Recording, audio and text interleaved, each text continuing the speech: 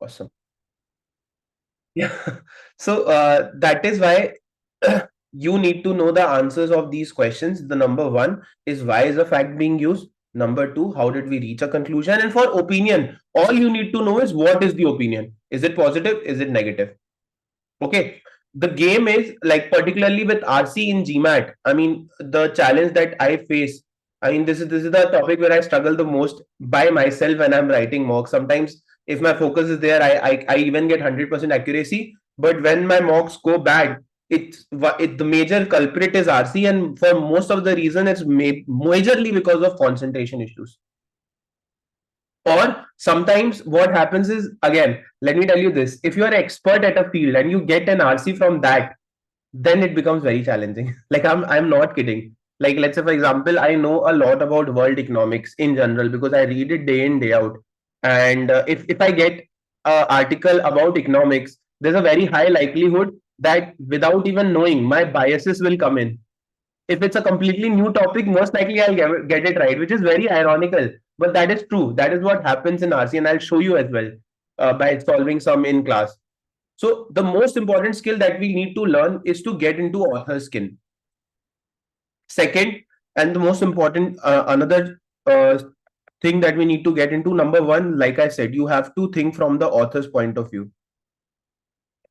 And it will always be helpful if you answer these questions. Why a fact is being used? How did we reach inference or conclusion? And finally, what is the opinion? And I want to give you all a big disclaimer before moving forward. That disclaimer is that, particularly for Gmat prep, what happens is, because the token size is so high, I mean, it's usually a very high cost product in general. If you talk about any big coaching, they charge a lot. Like, the primary courses start at least $1,000, or even more than that. Let's not even get into one-on-one. They charge $200 to $50 per hour. So, like, imagine get going into a celebrity chef restaurant, and the dish is just saying, you know what, this is just dal fry. They won't say it's dal fry. No, they'll just say it's begami, some Maharani dal or Rajasthani dal. They'll give it some fancy name, so that you feel like it's justified to charge 1,000 rupees for that dal, because it's a restaurant run by a celebrity chef. Or they'll name pulaus also in a very fancy way, but it will just have rice, some jeera, or maybe something else. That's it, two or three ingredients, but they will name it very fancy. Okay, this is Moradabadi biryani, and this is the special this, special that. Similar thing happens in GMAT, particularly with RC and CR. Wherever you go, if you go and look at all these YouTube videos and everywhere, what they'll do is they'll use very fancy language. See, this is the premise, this is the counter premise. I don't even know if it's premise or premise. I think it's all about British or American English.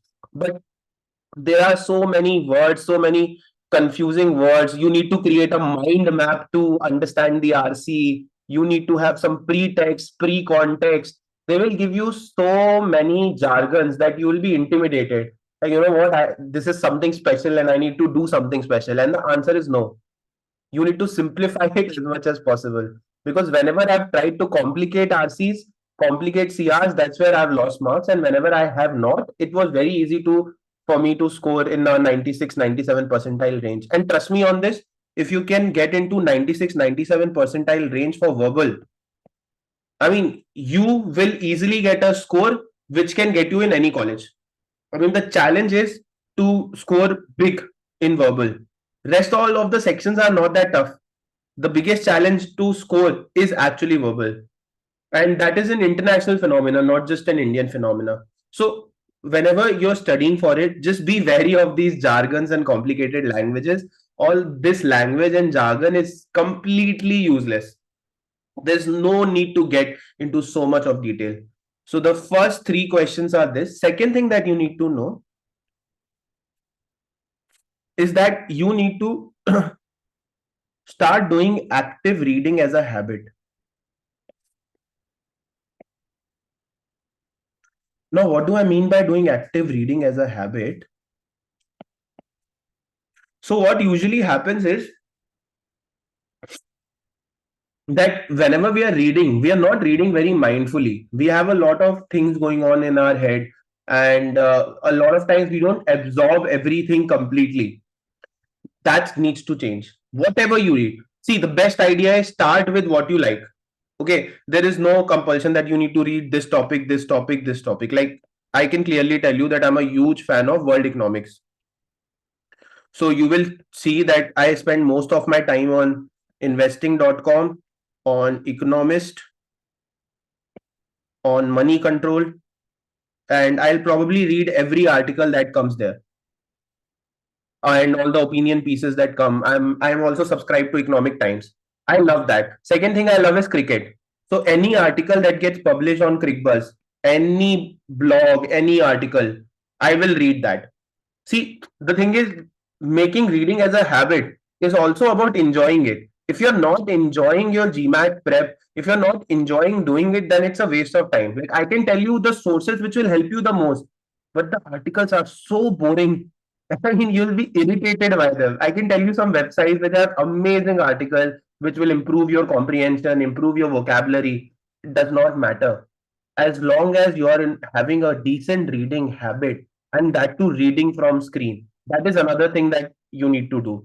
Because as per study, your screen reading speed is a lot of time less than half when you read something printed. And this is a fact which is proven with data, that your screen reading time is less than half.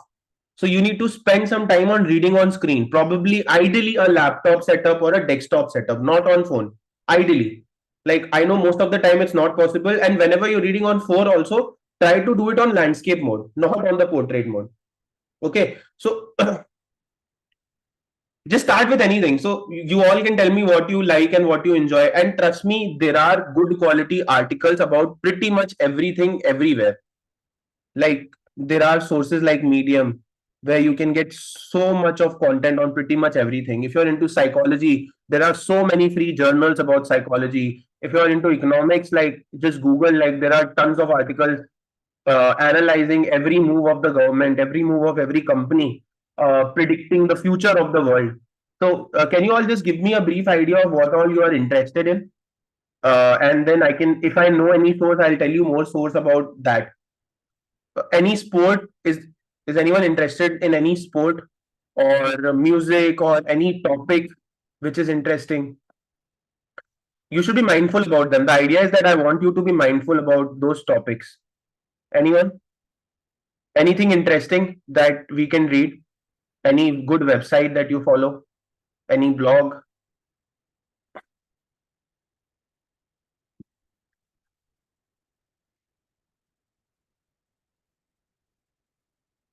Also, it's again, like, I keep on saying all of this because it's very important for all of you to get very comfortable with me. First of all, I don't think there's a huge age gap between me. I'm 29 years old. So there is no generation gap, and even if there is, I basically teach 19, 20-year olds, and I'm able to understand their jargons. And it's very important that you all interact a lot in class. You open up with me and then open up with Rahul as well, because that way you will learn the most, and that way the classes will be much more interactive. I do not want this one-on-one kind of thing where I'm just talking. I would want a lot of conversations to happen. So even if you don't want to unmute and say, just probably write it on chat, but I want you all to give me sources, tell me about things you like to read about, and then I'll tell you how to read it. What do I mean by actively reading it? So anyone can start. So I prefer to read about this startup ecosystem. So the websites I follow is TechCrunch or Your Story or Inc 42 or entrepreneur.com, in fact. Yeah, so the advice that I will give you is that most of these startup ecosystem articles are very factual. I mean, if you can, like, read more of opinion pieces, I think Your Story pe you will get. Yeah.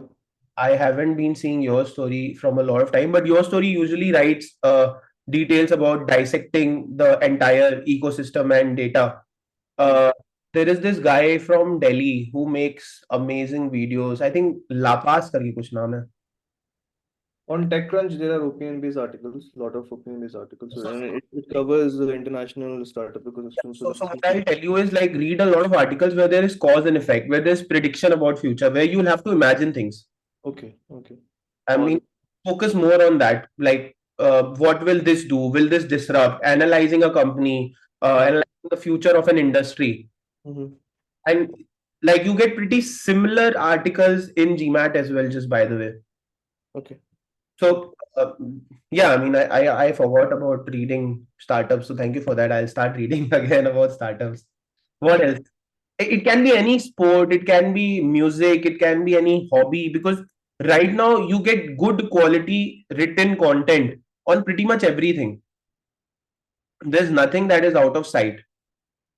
So anyone else who's interested in anything that you want to highlight? Hi, so I generally read I like reading stuff related to world history and literary fiction, so those are the major themes. Okay. I have in the past liked articles on the Ken. Articles on the, The Ken, okay, the Ken. That's the website. yes, they cover the startup ecosystem or in general the economic Ken landscape. as in KEN. Yes. Okay, cool. I'll check it out. So if you're interested in world history, this is a brilliant website, aeon.co, and I'll show you.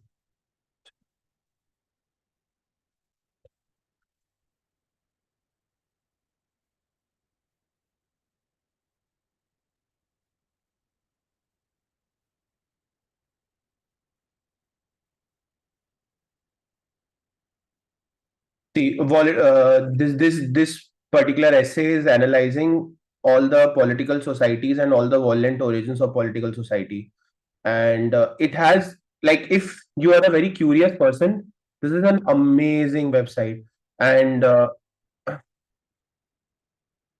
basically I read a lot from here. It's divided into this: philosophy, science, psychology, society, and culture. Oh, And this actually looks interesting. Do you have to get a subscription for this? no, no, no, it's free. Okay, great. Thank you.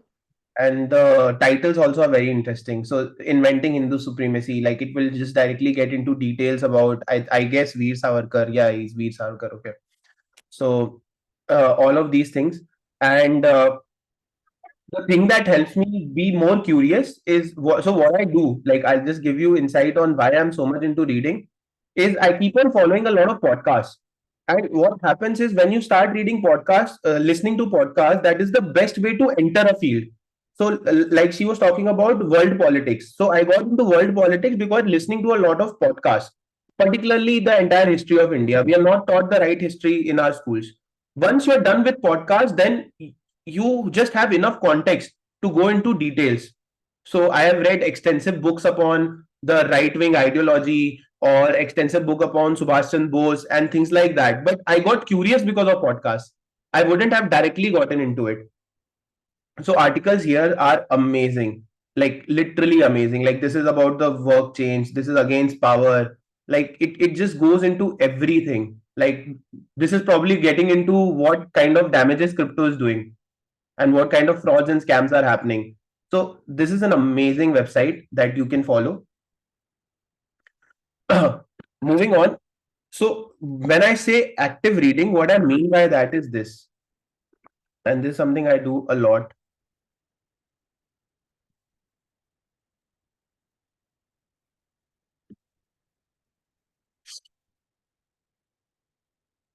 Just one second.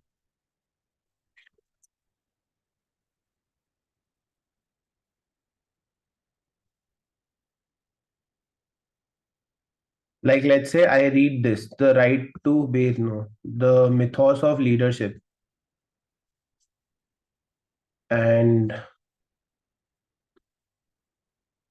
what I do is once I read it, it's very fun. And this is something you all should do also. What is the main idea of?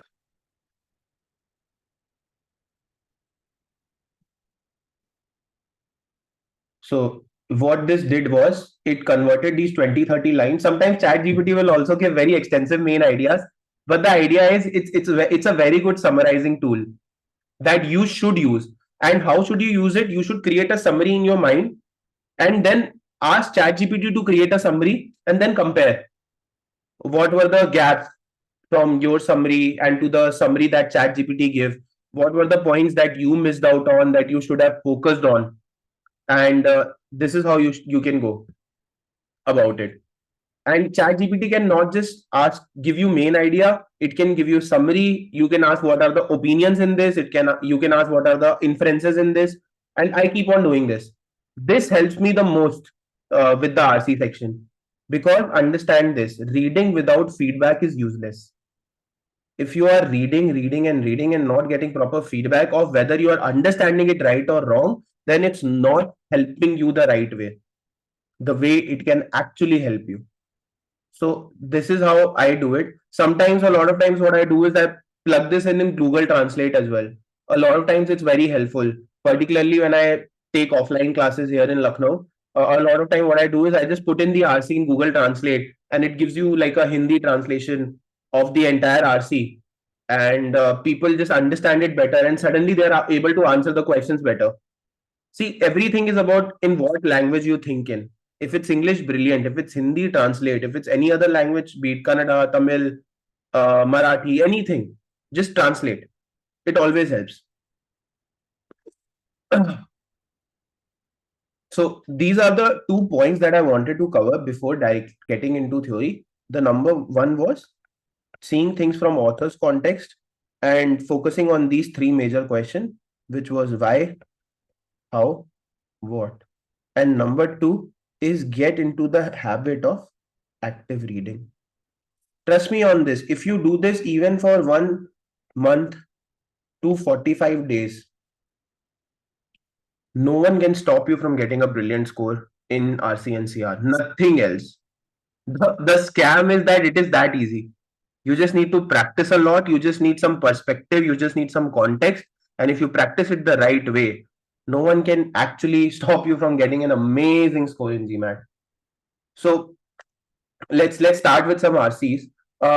You all must have gotten a mail with some PDFs, right? Yeah. So there was this PDF of RC also. I'll share it as well, but if you want to open it on your screen also, just open it. RC, RC, RC, RC.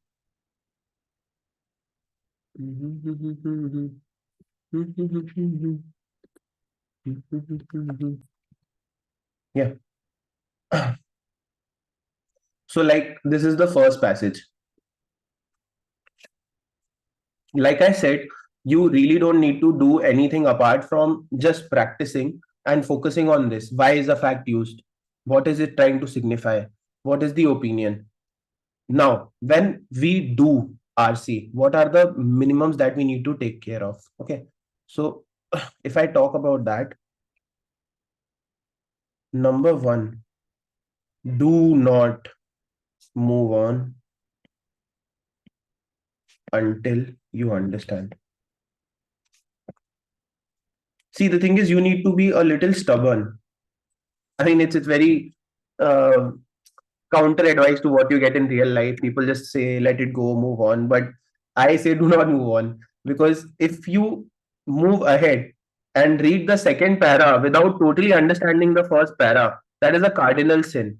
Most likely, you will get most of the questions incorrect.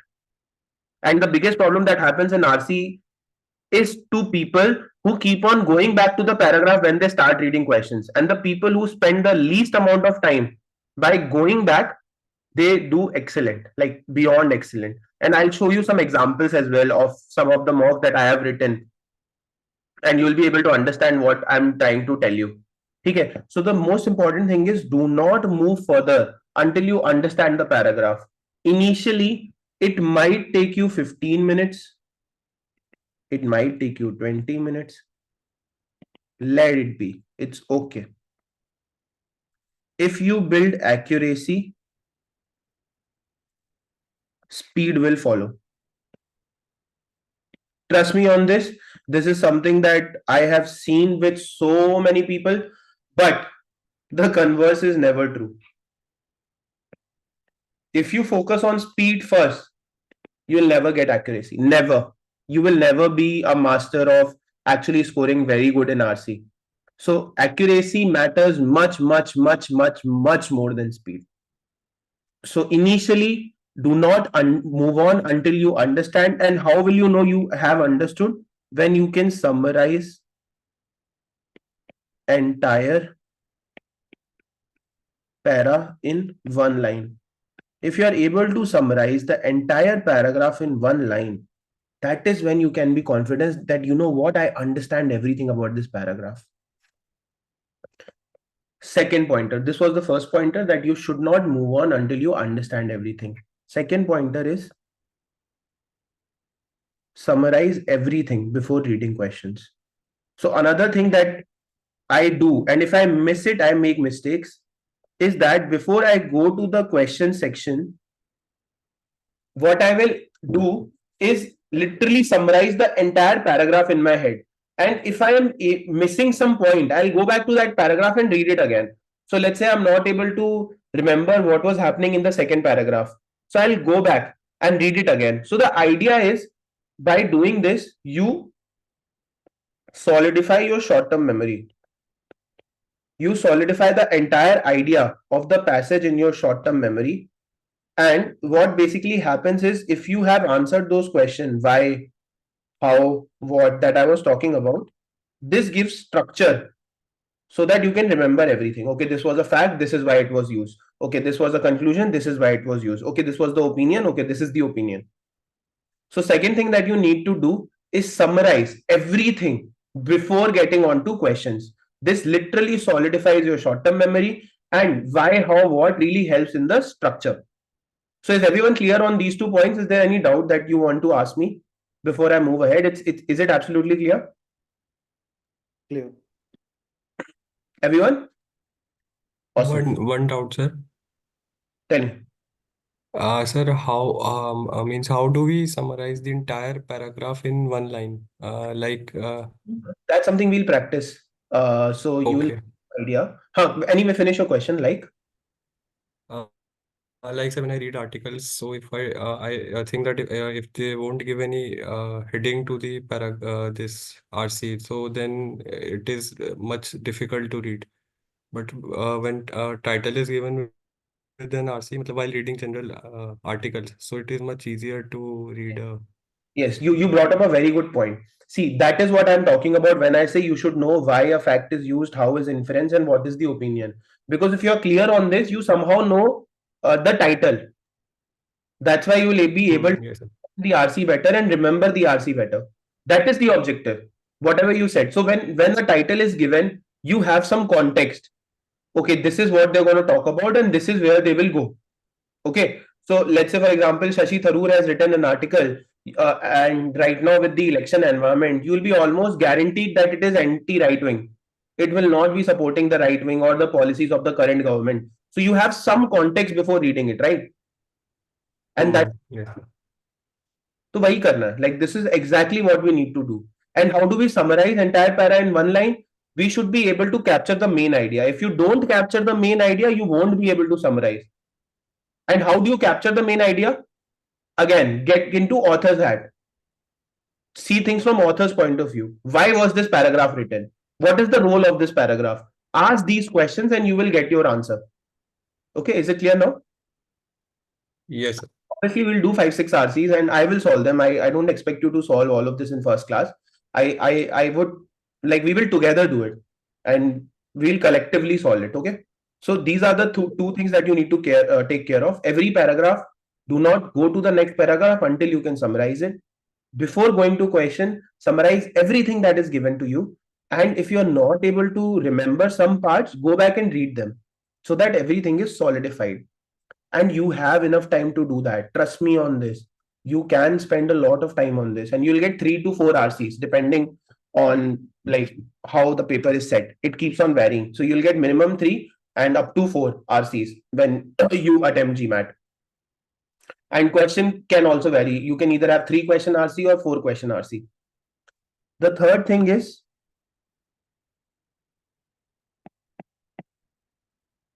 pause before reading options. This is a very, very, very, very, very important step.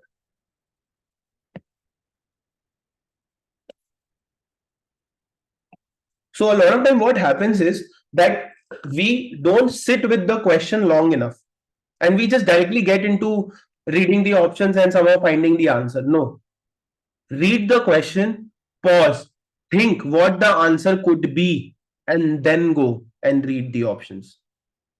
Because if you directly end up reading the options and you have not even understood the question properly or the context of the question properly, you will most likely end up making a lot of mistakes while answering it.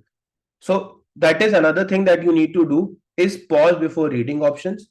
And finally, whenever you get stuck between two options, so whoever has practiced RC of any kind knows that the biggest problem with RC is this, right?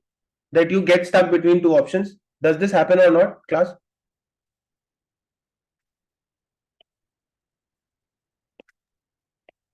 This happens, right? That you get stuck between two options. And if you will start practicing, you will realize. So in this, never try to find the right answer. Focus on which one is wrong. Okay, why does this help? So there are two reasons why it's always beneficial to focus on the wrong option. The reason number one is 4 out of 5 options or 80% of options are incorrect, right? Because there are 5 options and only one is correct. So isn't it better to focus on incorrect options because the likelihood of an option to be incorrect is much higher than the likelihood of an option to be correct, right? Second, which I said at beginning also, we are cynical. I'm writing cyclical. What is wrong with me?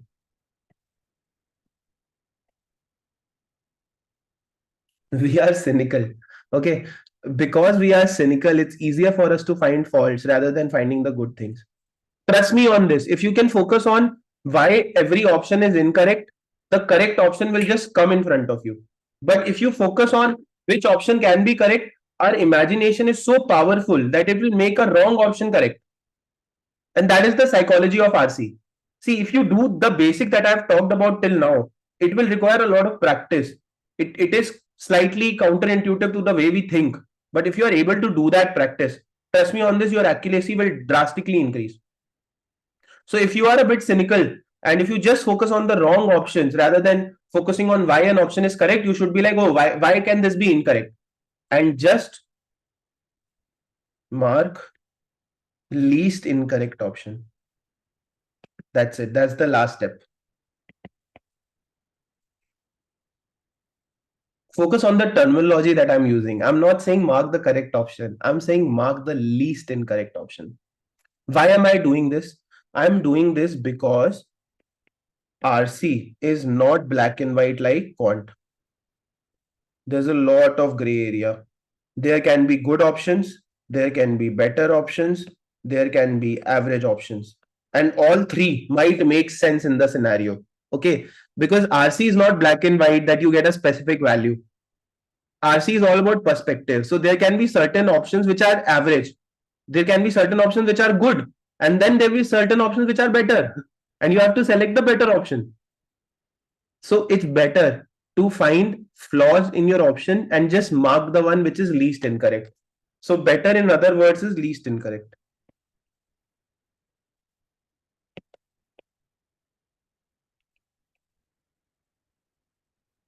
I'm saying this again, if you focus on the least incorrect option, it will help you the most. Apart from this, there are certain techniques of option elimination that is something that I will summarize in the end after we are done with a lot of questions so that we have enough examples to understand why we are eliminating certain options. Okay. So what I want all of you to do is quickly start reading this, and as soon as someone is done, can someone just unmute and summarize the first paragraph?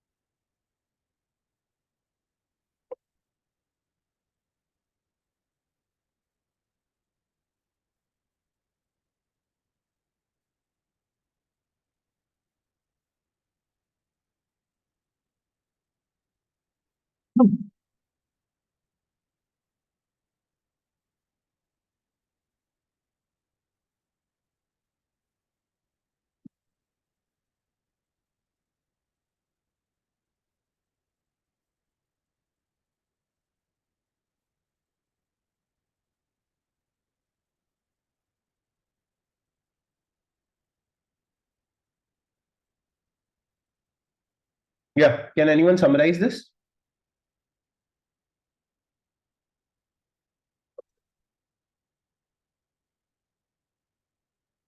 It's okay. Like, it's okay to make mistakes. Be absolutely okay with it. That's how you learn. If you don't give me 9, 10 wrong summaries, you won't be able to give me right summaries. So just give it a shot.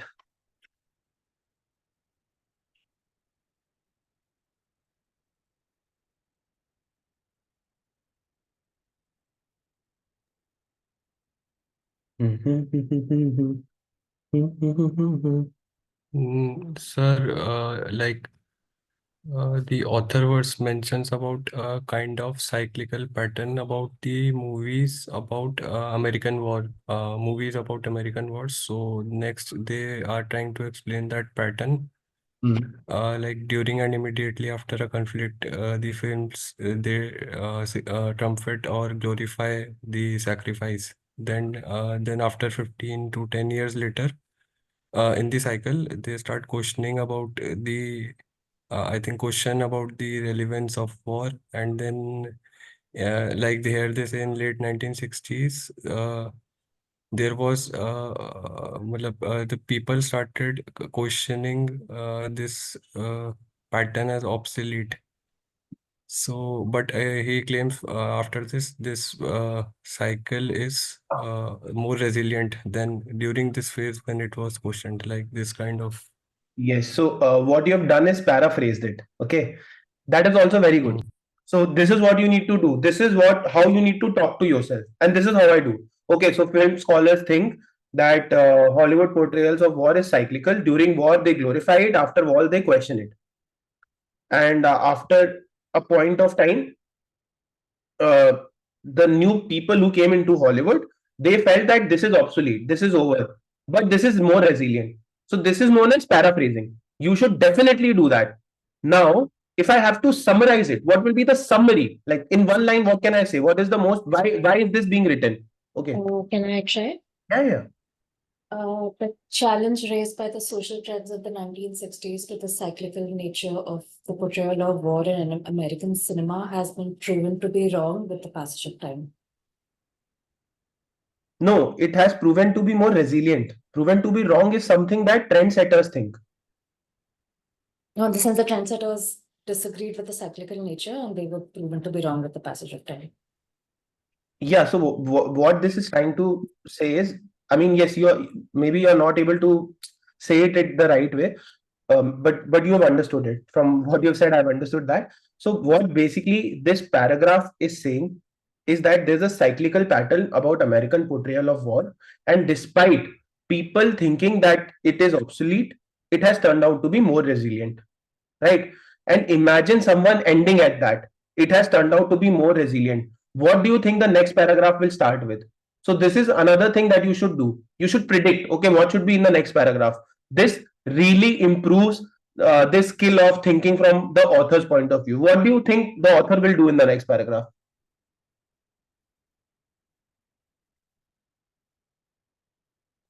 Justify the opinion mentioned in first paragraph. Yes, justify the opinion because there is no evidence given how it is more resilient, right? It's just saying that a lot of prominent people who have entered Hollywood feel that it has become obsolete, but it is actually more resilient. So if I have to talk about this, whatever I've underlined is basically the summary of this. Just these 3 lines and just these 3 points. Now understand the second paragraph and someone just quickly summarize and tell me. And everyone should give it a thought. I'm very happy that Malvika, Harshit, and Ravi participated. And others also, I would want you to just actively participate in this. It's very important.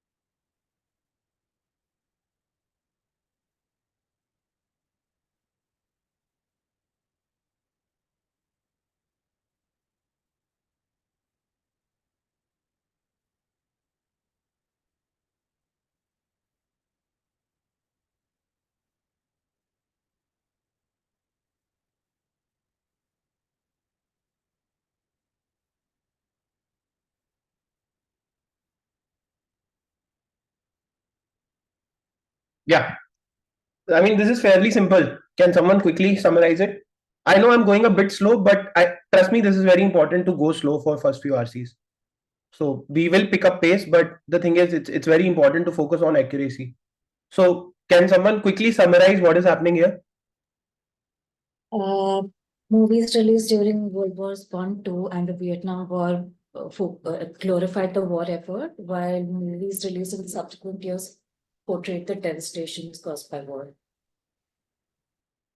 Yes, and just to add to that, what basically this is doing is this is just establishing the cycle that was mentioned, and the cycle went on right from World War One to World War Two. So how during World War One, what happened after World War One?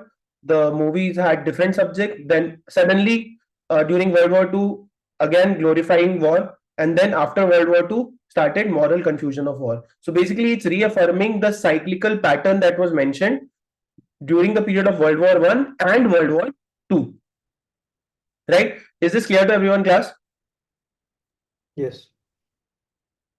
And third paragraph I'll quickly summarize because third paragraph is just about the previous only. What it's saying is then the people who thought that this pattern will be dead need to focus on what happened during Vietnam War. So basically, this is going in a chronology. So obviously, Vietnam War happened after World War Two. So same thing followed in Vietnam also, Vietnam War also. The movies during Vietnam War were very similar to the theme of the movies that came during World War One and World War Two, and the movies after Vietnam War were very similar to movies that came much after World War One and World War Two. Right. So this is what the third paragraph is saying. After that, now it's saying that yes, people think it is obsolete, but that's not true. I mean, I'll just give you 1 minute to read this and then I'll myself summarize this.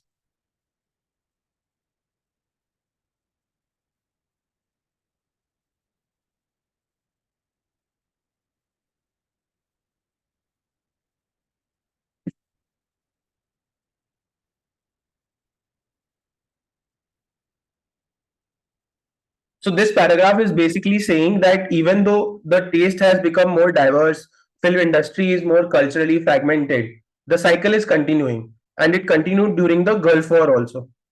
So World War One, World War Two, Vietnam War, Gulf War. So basically, this is trying to establish a pattern and conclude that what is the main conclusion of this class? Like once you have read the four paragraphs, what do you think is the main conclusion? The cyclical pattern sustains, it always remains there. It is more resilient than it seemed. It has been more resilient, and what has been more resilient? That important film glorify and sacrifice, and then later they question the war. This has been very resilient, and the examples of World War One, World War Two, Vietnam War, and Gulf War are used to affirm this. See, when you understand a paragraph 100%, you know what happens? Your brain clearly knows what is happening in every paragraph. So if you just go through 1, 2, 3, 4 now, after understanding everything, you will just read it like this. You won't even need 30, 40 seconds and see if this happening. Give me a raise of hand if you can clearly understand that this is happening. You know where what information is. You understand everything about the role of all the information. So you will be able to read it in like 40 seconds. Just try it.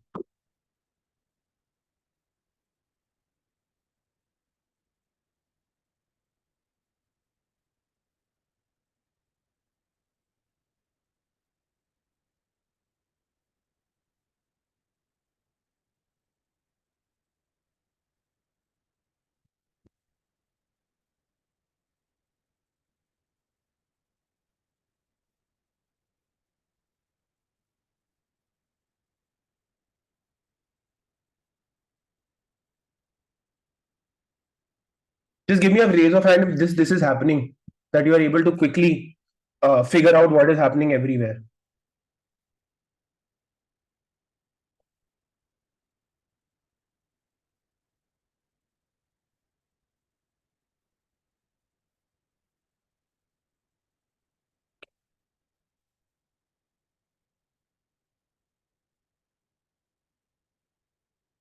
Okay, it's happening in Tara. Others?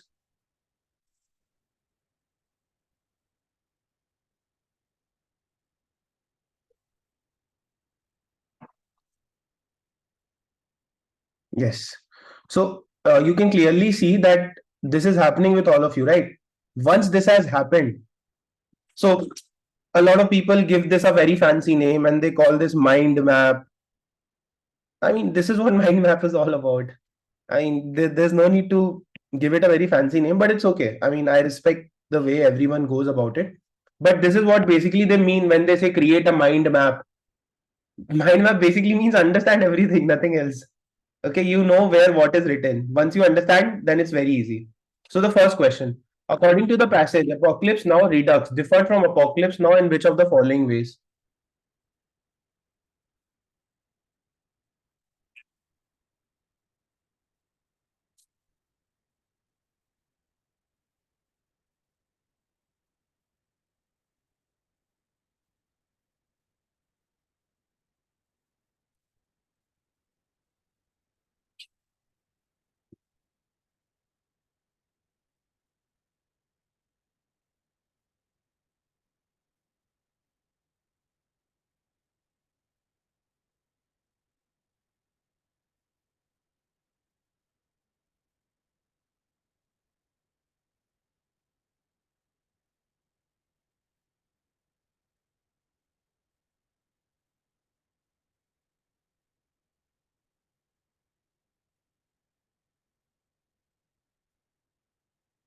Class, what do you think would have happened?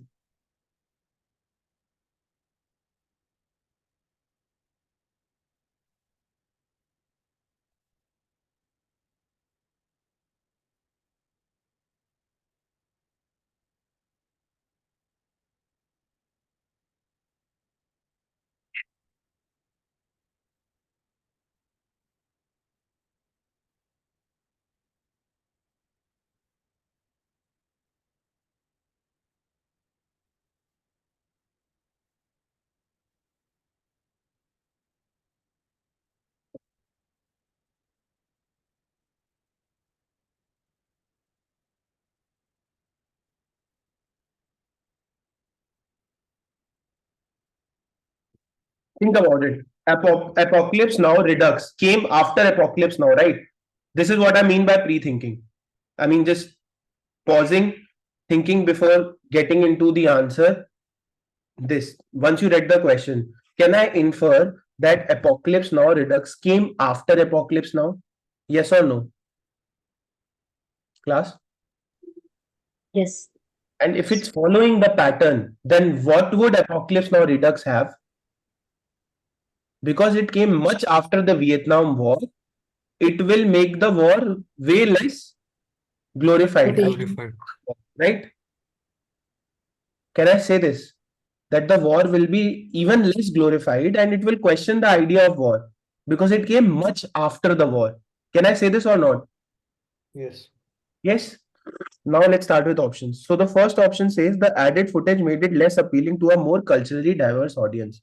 This is little out of scope. And again, this is a way to create option that can get confusing because culturally diverse is used, but in a very different context, right? This word is used more diverse and its audience more culturally fragmented. But the context is very different, no?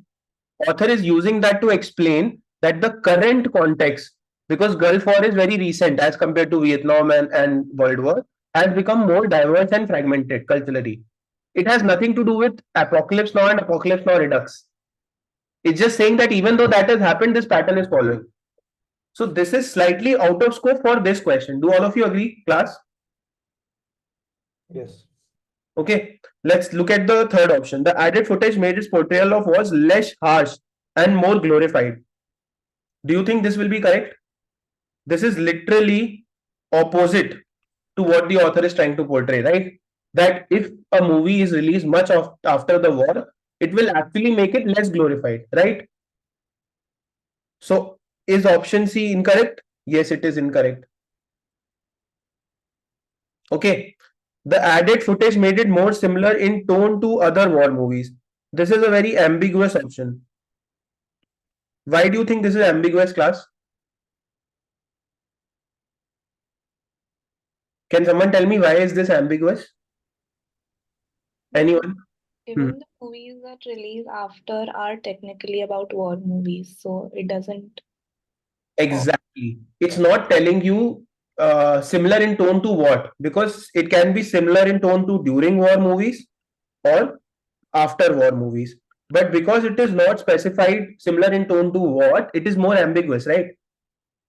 But in a rush, this can seem right. This is what I'm trying to tell you all. This is why speed never helps accuracy. Once you have accuracy, speed can be built on it. Trust me on this. So, do all of you agree option 4 is incorrect? And finally, the remote footage made its portrayal of war less glorified and less appealing. See, this is fine. This is extra. What do you mean by less appealing? This is a little extra option, right? Because the context of appeal is not being used in the entire paragraph. Do all of you agree? Like the problem with option number 5 is this word less appealing. Right? Does it make sense, class?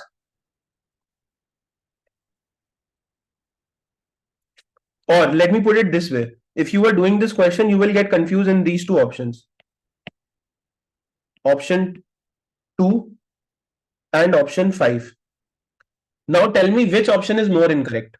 Is option 2 more incorrect or option 5 more incorrect? Because both options have less glorified, which is true. Okay. I have a But question here. So, Hmm. like you said, I was confused between the two, but I thought less appealing would be accurate because in the last sentence it says repel audiences. So, less appealing seemed more accurate. Thought that would repel audience basically means repel audience which still feel war was right. Right. Okay. Okay. It's not repelling audience because the movie is less appealing. It would repel audience because the ideology they wanted to portray few years after the war, a lot of people were not comfortable with it. Like, just to give you an example, like if I have to make a movie right now which talks anything about being anti right wing in our country, a lot of people will repel that, right? They will not understand that criticism, which all of you must have experienced at some level. That do you think that they will be open to criticism? They won't be. But let's say there is a new government that comes, maybe not this time, maybe next time. So 10, 15 years later, you'll be more tolerant to listening to the problems with this government, right? Right now, a lot of people will not tolerate it. That does not have to do with anything about the appealness of the movie. It has to do with the opinion that you have in your head. Are you able to understand my point? So that is why making it more ambiguous means you're not taking a side on the war. You're talking about both sides of the war. And less appealing is very different. Less appealing is literally, it can mean a lot of things. And that is why that is the extra information. And E is more incorrect as compared to B. Fifth option is more incorrect as compared to the second option. Is it? also it says on removed footage, but it is about the added footage. Yeah. Yeah. Sorry, I absolutely forgot that. Yeah. Yeah, that is also there. So remove footage is also a problem. Cool. So the correct answer is option 2. Good. This is what you need to find. Be cynical. Find these mistakes. Excellent. I'm very happy that you found this remove footage thing. This can only happen when you feel why an option is incorrect. This will never happen if you focus on justifying your choice. See, class, can you see the contrast? One person tried to justify the choice by saying, see, it means that it's given in the paragraph that it would repel audience. And the other person said, you know what, there's a glaring mistake here, removing footage. What was the better strategy? Like, can you understand why I'm so pro being cynical and pro being finding the incorrect option? Do you understand it, like contextually now? Now you'll be able to do questions very quickly because this was the only hard question practically in this paragraph. Sorry, I went to the next page. Question number 2. The passage implies that the combat depicted in All Quiet on the Western Front least resembles the depiction of combat in which of the following? Again, All Quiet on the Western Front. Did it come during war or after war? Class? After. After for World War I, right? So it will least resemble any movie that came during the war. So which of the movie came during the war?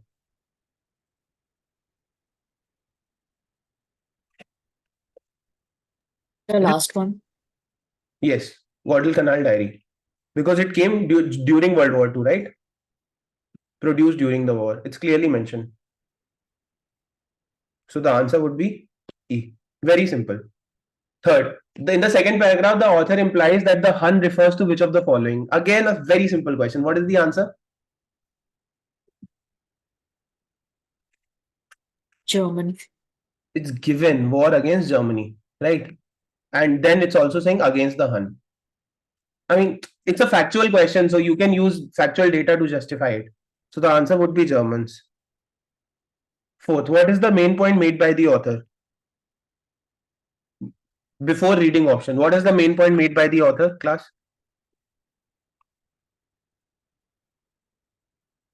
Cyclical pattern followed in the Hollywood movies about the war. More resilient, right? It's still getting followed. Now let's try and eliminate options. Okay, option one. Does it go opposite to what is mentioned? Number one, it is slightly incomplete because it is not capturing the main point. Can I say that? And second thing is, Hollywood supports America's armed conflicts during war. During war, Hollywood supports it, right? So the answer is slightly incomplete. Second, in the last century, the film industry has become more culturally diverse. This is a supporting point. Is this the main point? Class?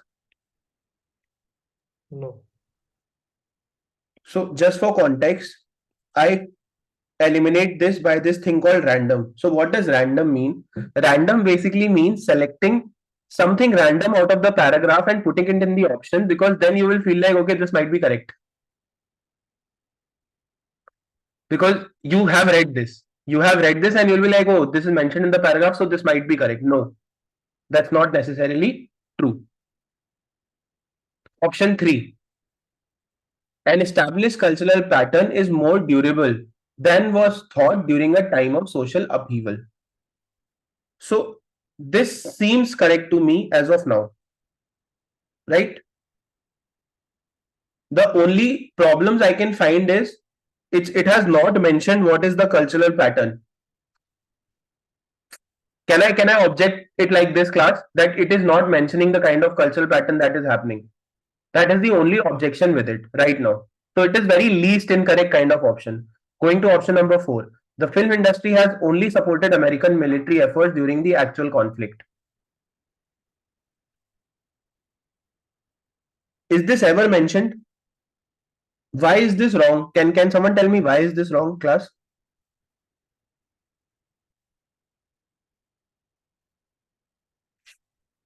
Film industry supported both. That is what they are. No. But during the actual conflict भी तो आ गया ना. It's supporting both, but supporting after the conflict.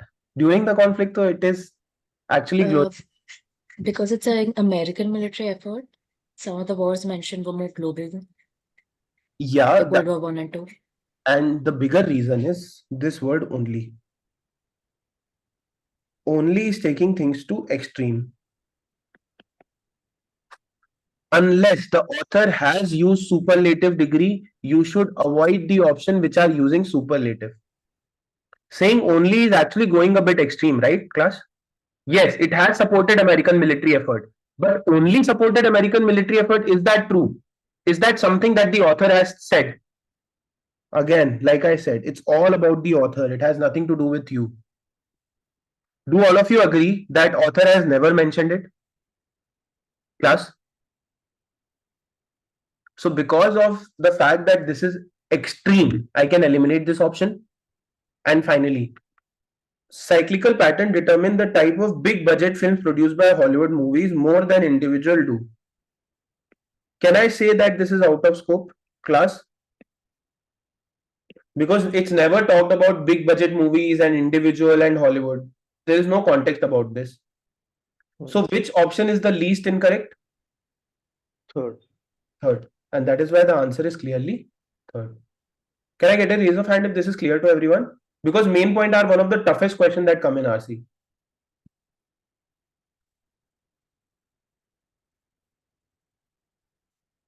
Awesome.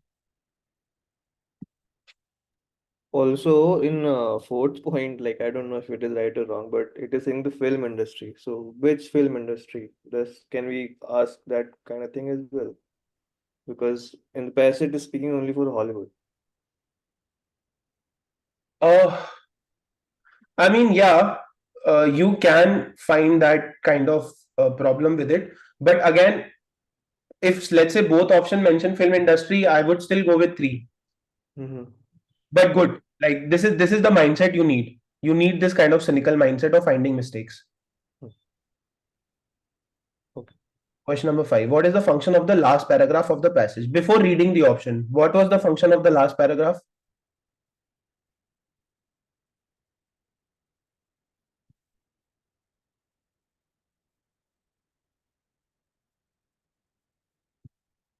Class? Even though people have become more diverse and more culturally fragmented, this pattern is still largely holding. Was that the summary of the last paragraph or not, class? Yeah. Which option will be correct then? Just quickly tell me. This is a very simple question. You don't even need to get into elimination.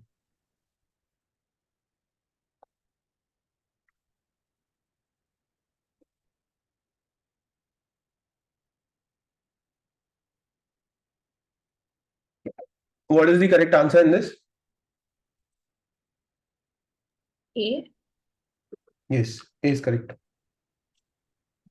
It shows that despite changes in the industry and audience, the pattern still exists. And if I have to quickly go through why other options are incorrect, this generalizes too much. Because the paragraph's context is portrayal of war. And it's saying that the film industry never changes. That is generalizing it. Okay. Why is option C incorrect, class? Why is the third option incorrect?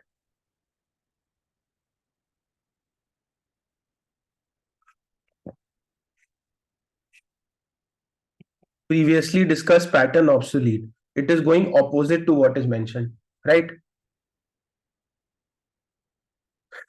It discusses how Jarhead and Apocalypse Now Redux are fundamentally different. No.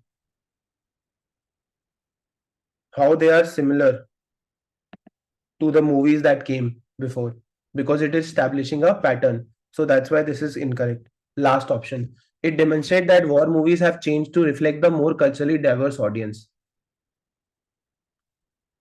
Slightly out of scope. Why is this slightly out of scope, class? Because author is more concerned with the fact that even though all these change happened, the cyclical pattern is following. It's never talking about the other way around, that this diverse change can be reflected in the movies, how the movies are changed. Author is, देखो, this is another example where your opinion can come in and you might pick option 5 as correct. Because yes, this is a general phenomena that happens with movies. Okay. Once you have more culturally diverse audience, your war idea of war and explaining war changes. But author never mentions it, right? Are you able to understand what I'm trying to say, class? And that is why I can eliminate the fifth option. Is it clear to everyone? Yes or no? Class? Yes. Yes.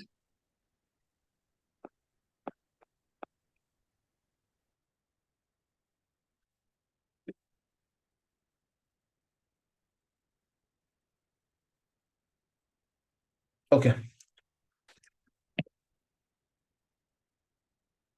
Question number 6. Which of the following does the author believe is true about the bridge on the river Kai? Okay, let's just quickly go. Is it during the war movie or after the war movie?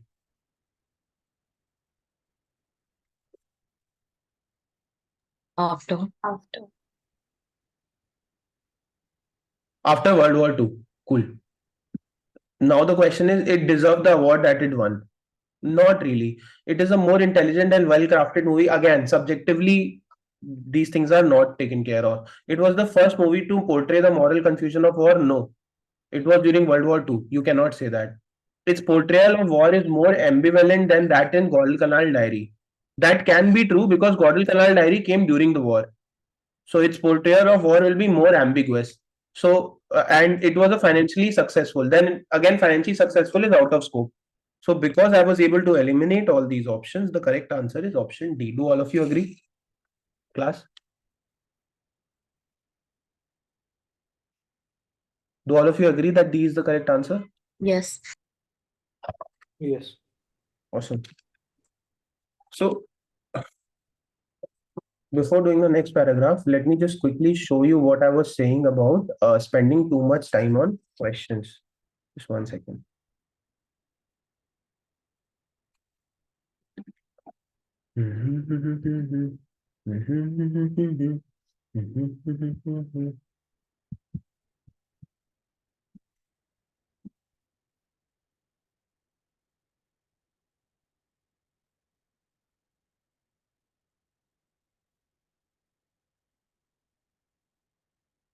Yeah. So this is a latest mock that I attempted from Gmat, and I will get into the verbal attempt. So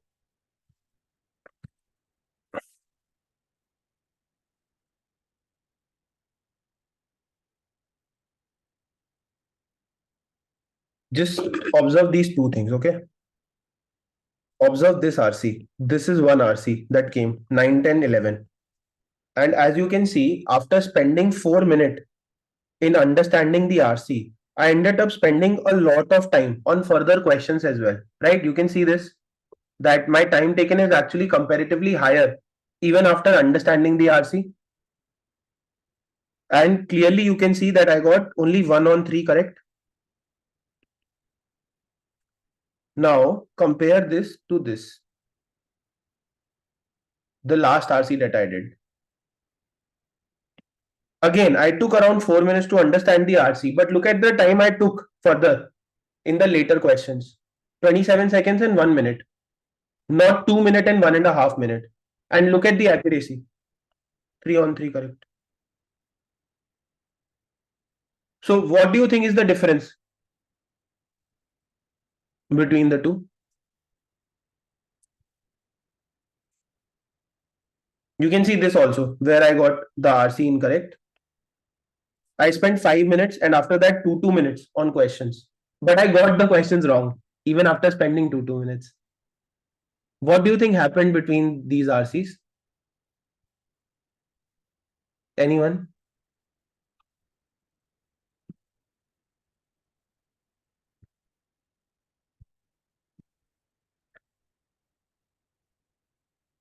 The difference is that the previous two RCs that I was doing, I was not 100% focused and I couldn't summarize it the right way. So I had to go back to the paragraph again and again and again. And that's why it took me so much time to answer these. And comparing it to the last RC, where I understood it in one go, and then I was able to answer questions in less than a minute. And my accuracy is actually better, even though I'm spending less time on it. So this is what happens. And this is what I mean when I say verbal is very tough, because you will make the most amount of mistakes in verbal. And even with this kind of blunders in verbal, my overall score is how much? Overall score is 715, which is equivalent to us 760 of old Gmat. Like almost a 99 percentile score, even after making so many mistakes. So that's what happens in verbal. And that's what I was saying, that it's almost very tough to get 96 percentile in verbal. But once I was analyzing this, I realized that I did not summarize, I did not follow my own rules while reading RC. And that was the reason why I got so many of them incorrect. That's it, nothing else. So even I get questions incorrect if I don't follow this ideology. And whenever I do follow this ideology, then the score just drastically improves. That also I can show you. Like I have scored 755 in mocks. The only difference was that I just followed the ideology, and in this I did not follow the ideology. Nothing else, no other difference. So all of these small things really matter, and that's why I'm like emphasizing a lot on it and spending a lot of time on it. Okay, so can someone quickly, like we'll do this much faster now. Can someone quickly summarize first paragraph of passage 2? And then someone just go ahead and summarize the second paragraph.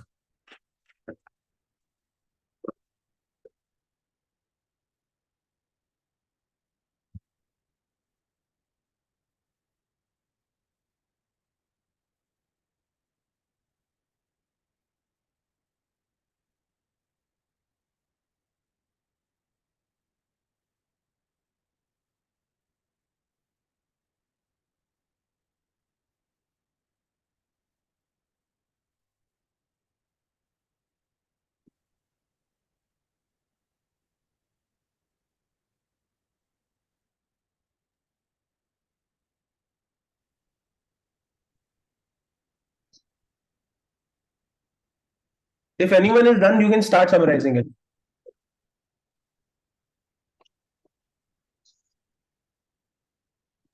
Very few facts are known about Javan rhinoceroses.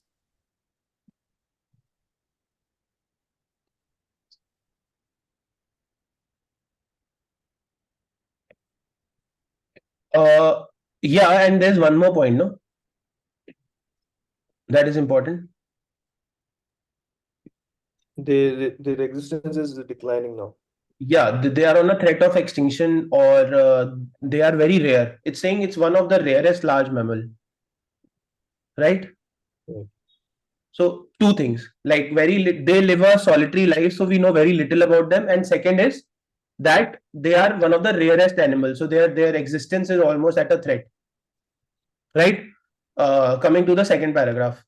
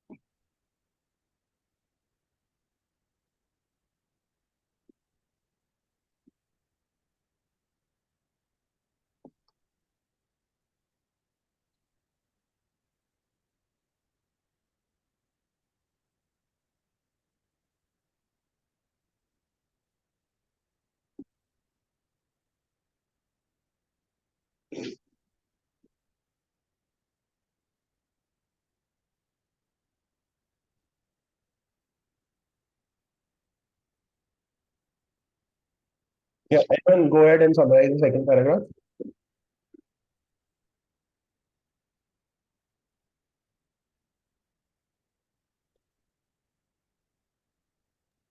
It talks about the reason of extinction of the Javan rhino, and then it also talks about for Vietnam, Indonesia, what it is happening over there, and finally it concludes also um, that if humans not interfere, that they have their own habitation in the mature forest, and which is allowing them to at least survive. नहीं नहीं नहीं नहीं, थोड़ा सा last last वाला थोड़ा सा गलत हो गया. Okay, so basically what are the human actions that cause this? So basically this paragraph can be into two parts, cause and effect. One is this,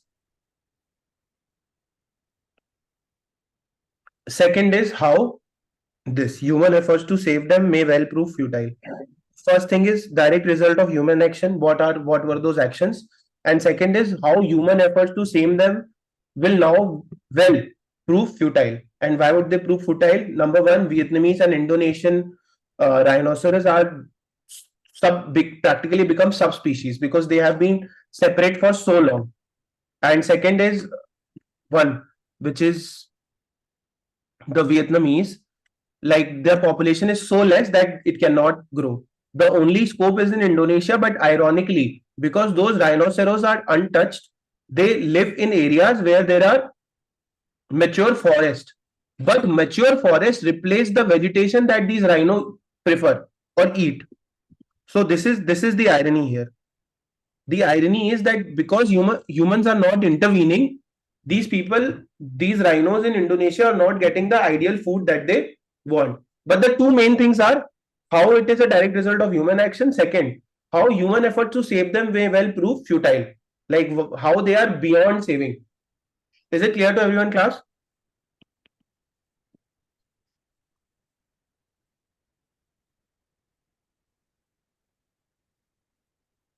Question number one. Which of the following can be inferred from the passage? So can someone tell me what will be the right answer and why others are wrong?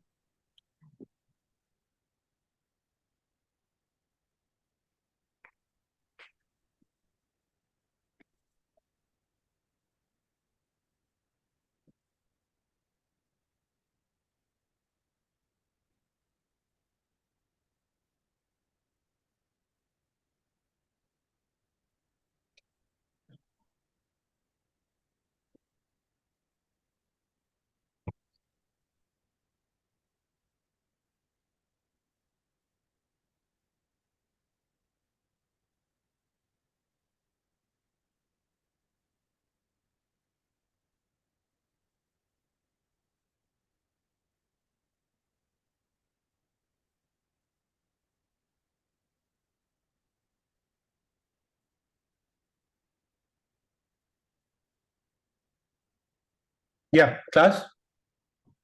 What is the correct option in this?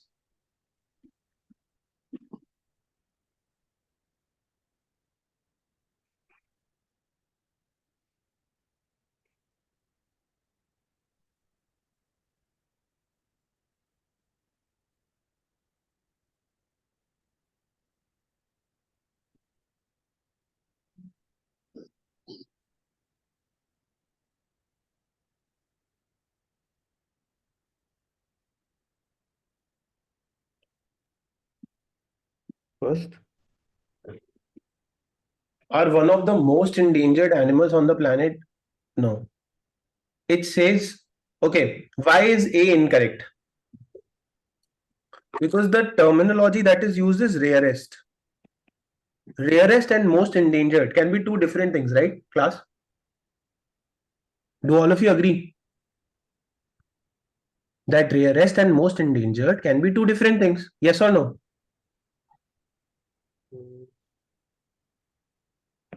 That's But Para does talk about the extinction because I mean it says it's the rarest because it's nearly extinct. So no, that no.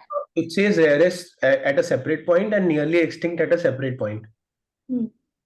But again, saying nearly extinct, there might be certain species which have one or two animals, and they are definitely getting extinct after they die. It still has certain hundred, right? But there are a lot of species in the world which have less than 10 species left. Is it true or not? In real, yeah. so how can we say that it is the most endangered? Again, it's taking thing to a bit extreme. Hmm. Does it make sense? Yeah. So that is why the first option is incorrect. Second, okay, someone said C. Hunters killed more Javan rhinos in Vietnam than in Indonesia. Why is this incorrect? See, this option is basically trying to confuse because you know that the number of rhinos in Vietnam are lesser than the number of rhinos in Indonesia, but you don't know why. Does the author get into the detail of why? Why the number of uh, rhinos in Vietnam are lesser than that in Indonesia, class? Does the author get into that debate? Yes or no? No, right? So that's why this option is again a little out of scope. What is the reason for option D to be out of scope or incorrect? Again, more taking it to extreme. Okay, and why is fifth incorrect?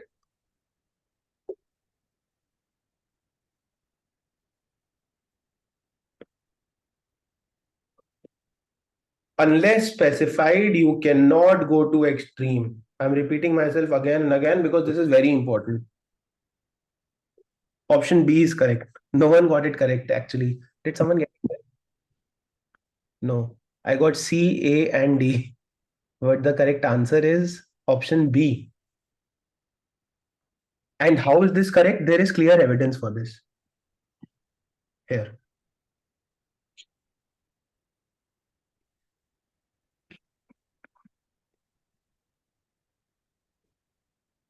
Hey, hey, Varun. This most scientific word has had to rely on DNA. So basically, you know more about their genetics than about their mating pattern. It's clearly given. They live a very secretive and solitary lives. And that is why option B is correct. Is this clear to everyone, class? Can I get a quick raise of hand? If you have any doubt about any option, you can ask me. The whole idea of doing it so slow is for 100% clarity. Is it clear to everyone?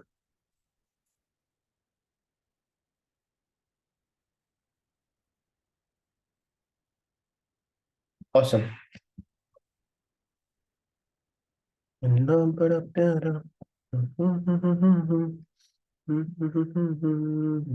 Just one second.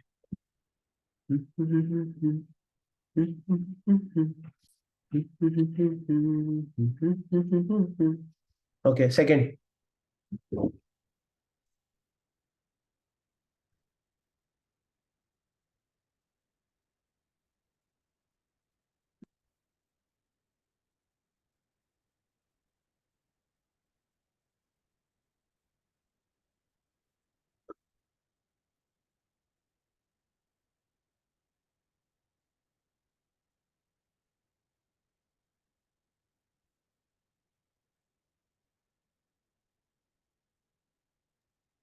Pointless and doomed.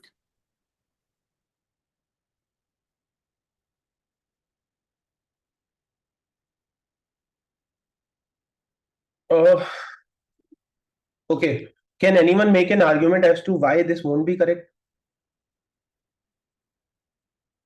What is the problem with this answer?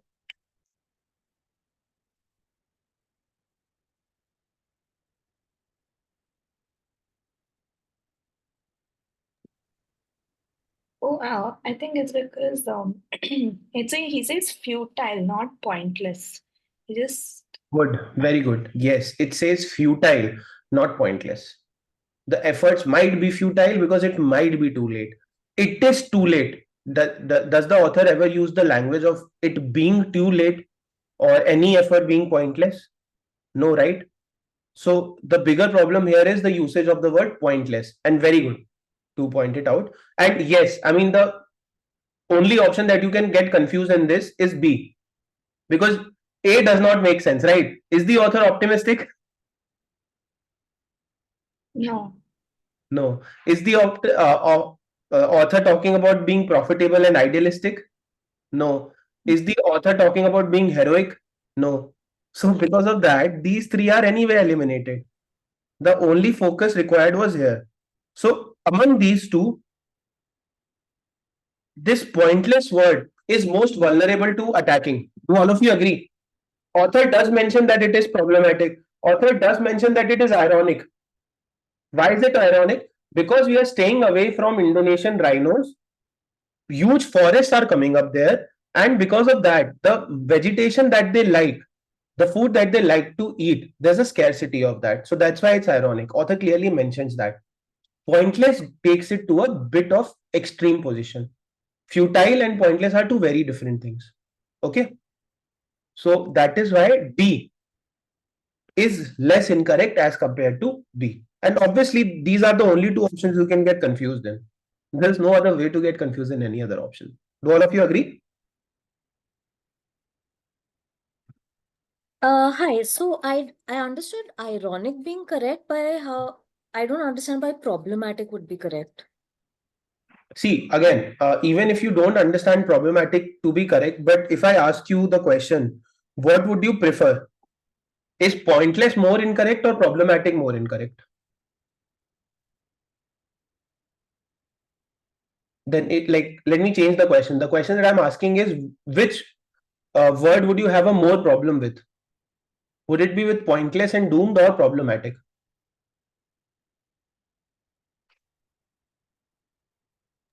I mean, pointless makes more sense to me, but that's why problematic. I can't understand why what in the text gives problematic any sort of The text. backing. Okay. Tell me this. What is mentioned about current human efforts?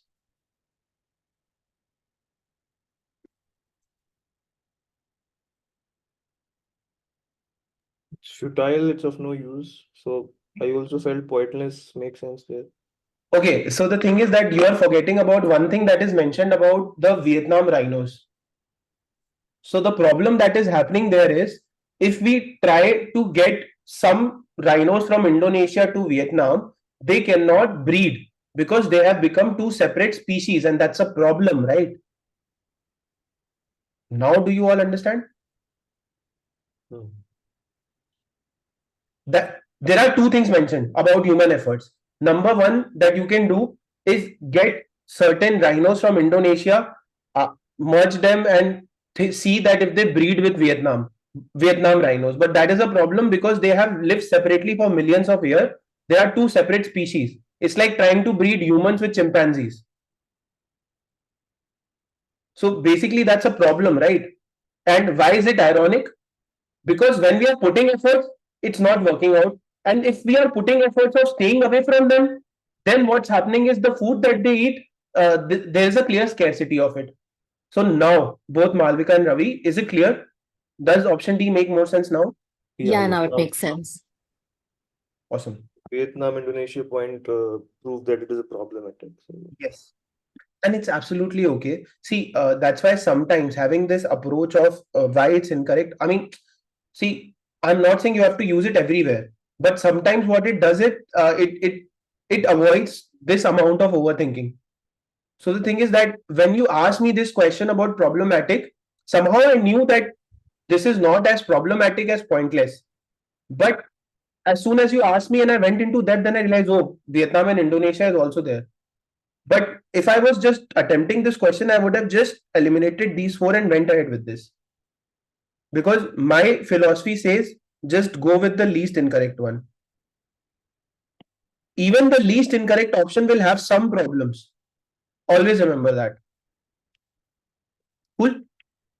Question number 3. The author mentions that the Javan rhino has only one horn in order to do which of the following? This is a very stupid question. I don't know why this even exists. What will be the answer, class?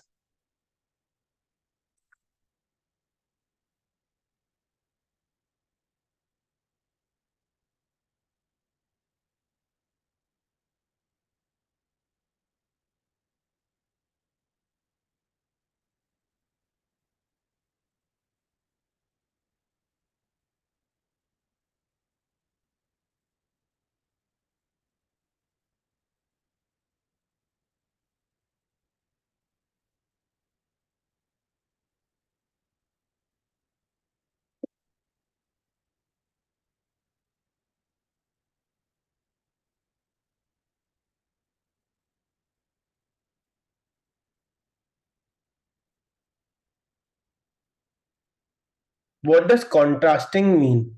Like contrast it. Can anyone explain what this means in simple terms?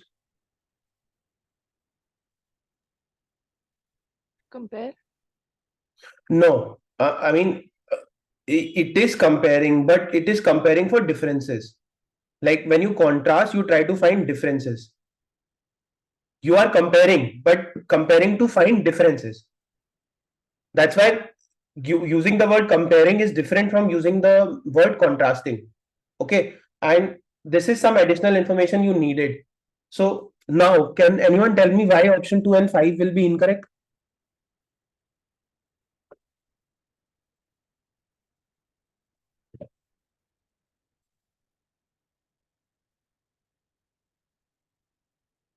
Whenever this word is used in contrast, what, like a lot of time this word is used in the paragraph, right? In contrast to this, always whenever this line is used, the other perspective is given, that what does the other side think or what does the other problems are. So contrast basically focuses on differences, problems between two, differences between two. Okay, so why would option 2 and option 5 be incorrect? Can someone tell me? Because that's just an example, but like it's not the main point as to why the author mentions one. That is one thing. And another thing is, are these differences compared? Does it compares to the difference between horns that the Indian rhino have? Or does it compares to the difference with the number of horns that females might have? No, right? So that is why 2 and 5 are incorrect. Does 1 make any contextual sense? Number of horns, does number of horns have anything to do with their extinction? Class?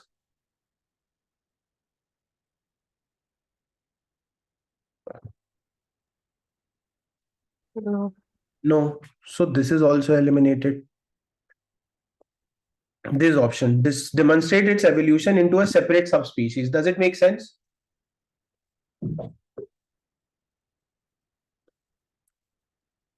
If it wanted to demonstrate the evolution into separate subspecies, it would have explained the horns in both the subspecies. But nothing like that is done. So this is also eliminated. It is describing a feature, so that is its correct option here. So that's why I said it's a little useless question, but the correct answer is describe the features of the animal. There is no other thing that is happening because of it. It is just used to describe, give you a picture of how the Javan rhino looks like, or what kind of features does the Javan rhino have. Nothing else. No other option makes sense. Is it clear to everyone, class? Yeah, it's clear. Just want to know, like, you were mentioning about the contrast, about contrast and like the context it is getting used. Can you please repeat that? Yes. So basically, in simple terms, whenever I use the word contrast, my focus is on the differences. Let's say if I say contrasting iPhone with S24, I will basically focus more on the differences between iPhone and S24. Okay. And a lot of times what happens is you see this line in contrast to this.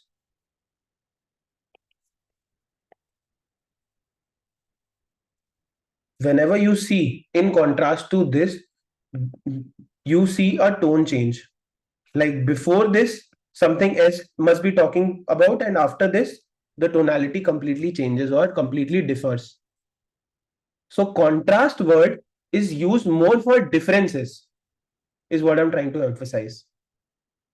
Got And it. is it clear now? Yeah. Okay.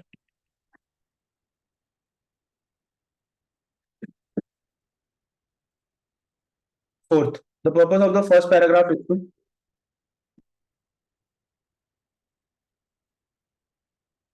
this is also a very easy question. Can someone quickly eliminate all the options? Why will one be eliminated?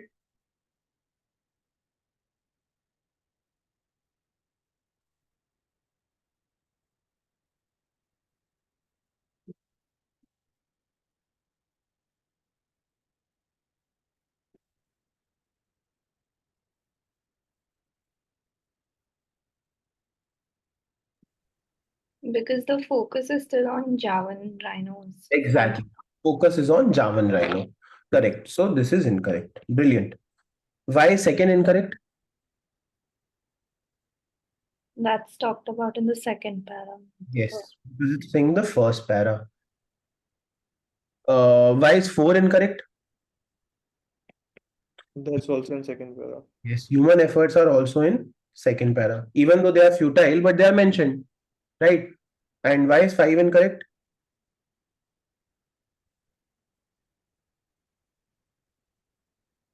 First of all, they never get into the differences of subspecies. They just say that they have become separate subspecies, right? And even if they do, the scope is for the second paragraph and not the first paragraph. So the only option left is option 3. And that's why option 3 is correct. Does it make sense, class? Yeah. Okay. Just 2 minutes as to why you should like do this exercise of eliminating is you do not have the answer key in front of you. When you will be attempting the exam, you will not know whether what's the correct answer. But once you have eliminated all the other options, aren't you more comfortable in saying that C is correct, class? By eliminating the other option, let's say you mark C, but without eliminating the other option. What would be going on in your head?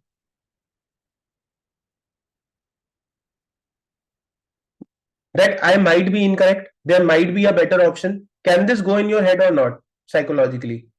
Does it make sense? And if that happens, that hampers your confidence, that hampers your self belief, and that will affect your result in further questions. See, it's a game about momentum, it's a game about building confidence. And the best thing that elimination does is build a lot of confidence. You would know if your answer is correct or incorrect. And that kind of clarity really helps in the exam. Like the paper that I showed you, I knew that I have messed up RC. And maybe because I knew I got 100% CR correct and all the mistakes happened only in RCs. If I was very ambiguous, I wouldn't know. And that really affects the kind of expectation you have from yourself. And these small things play a huge role in your GMAT attempt.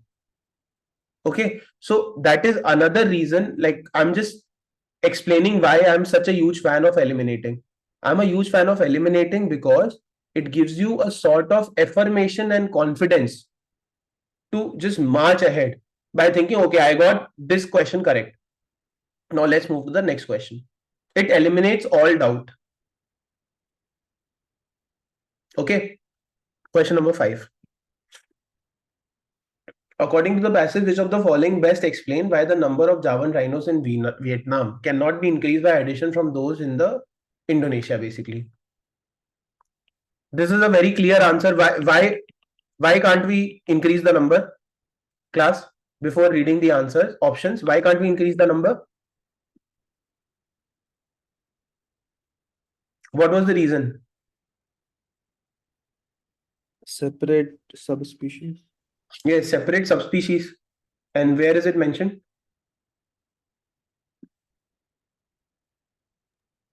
It says Indonesia is separated from the mainland. So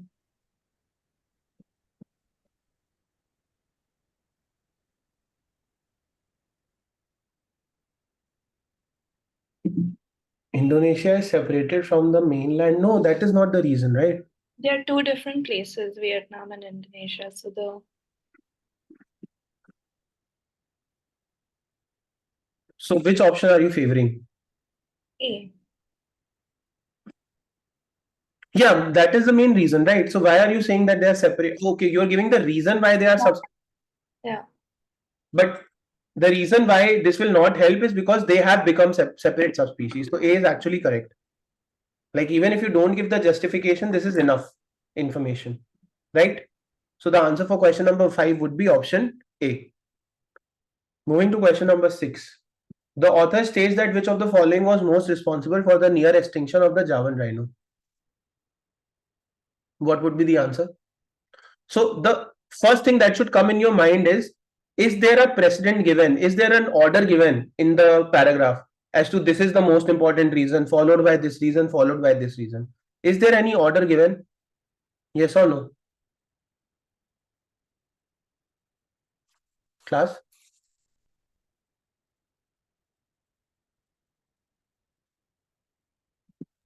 Order of events, right? No such order of events is given. No such order is given. So the best answer would be here. Which one? E. E. Last option. Because you can't choose what caused more damage. So you go with, okay, all of them cause damage.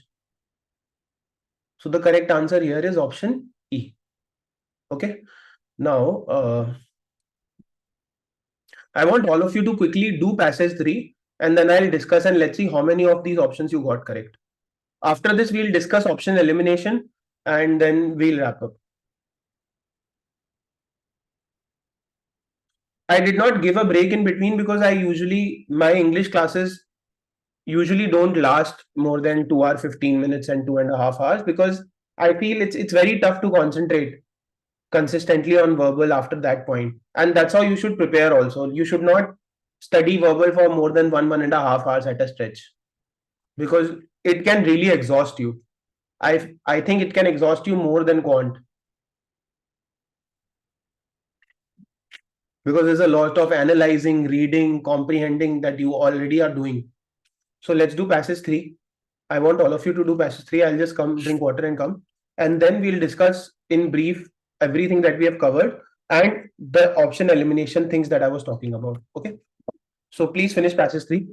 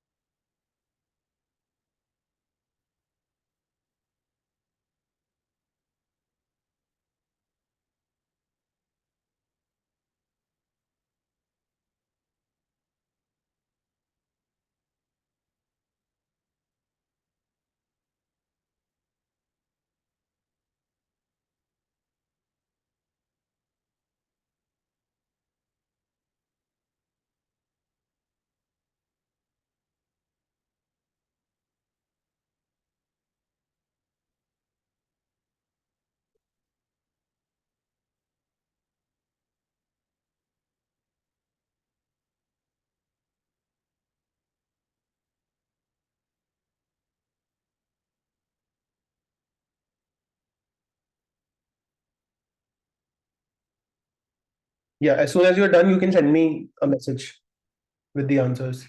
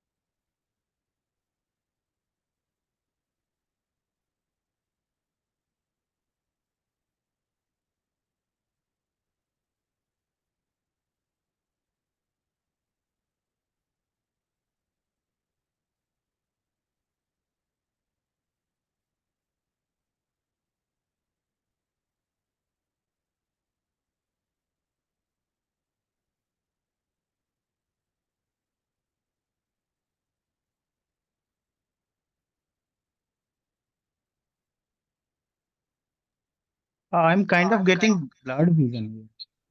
You kind of getting? Blurred vision. You have this PDF. You can open it in mail, and if you want, I'll zoom it in. Okay. Is it better? Yes, yes.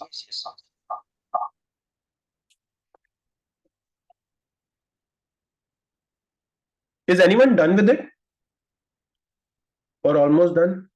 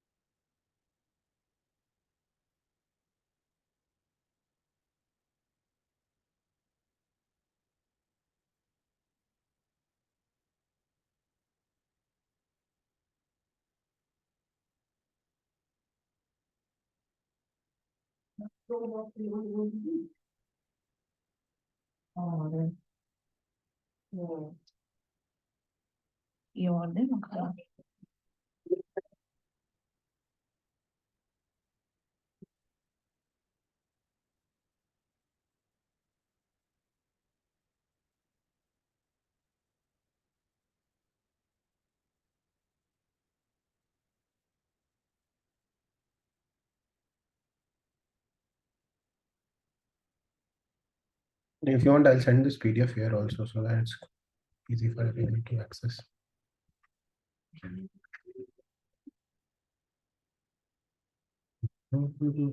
Is anyone done now, class? It's okay. I mean, you can take your time, but I want you to send me answers privately before I start discussing it in detail.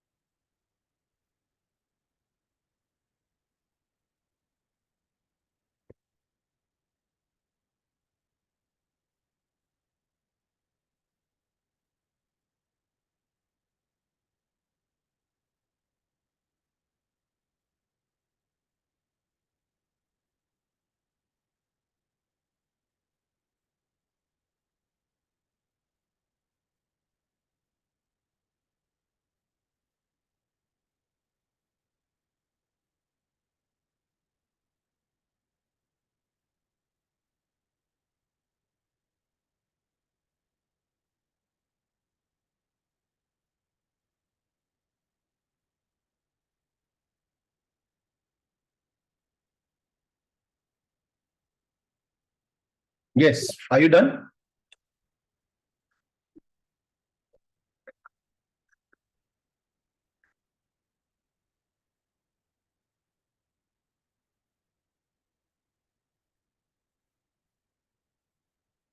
Can someone summarize the RC for me?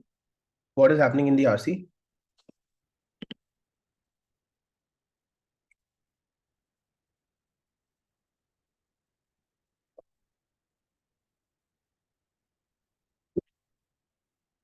Anyone? May I? Yeah. Yeah, it talks about the declining rate of workers' movement from Mexico to US Mm-hmm. overall. It talks about the reasoning behind it, the future about it, and uh, also tells about then about US employees, how they are employing them, Then it talks about the reason that why there is a decline in the movement. The two reasons are population, and then the another one was because of low population only, the people are able to have a good livelihood within the country itself. Then it talks about how this problem can be eradicated. That so the concern is raised by the author that the lifestyle, the human lifestyle is not, it may be in jeopardy in the Mexico if the Mexico does not level up their investments across the different segments they have mentioned in the last paragraph. Okay. Cool. Anyone else? I mean, yes, this covers up most of the points, but can someone summarize it in fewer lines?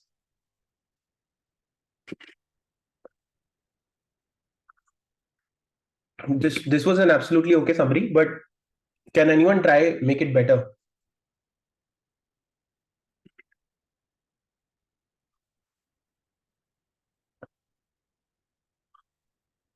Wow, you changed two answers. No, one answer. Okay. So yes, I mean the main thing that the author is talking about is the cheap labor that America used to get from Mexico, who were willing to work even below minimum wage, may not be as readily available in the future. And the reason for that is declining population and growth of healthy middle class.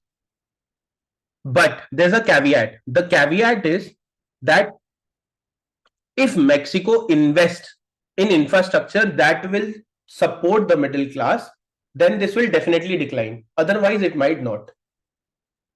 These are the main points, okay?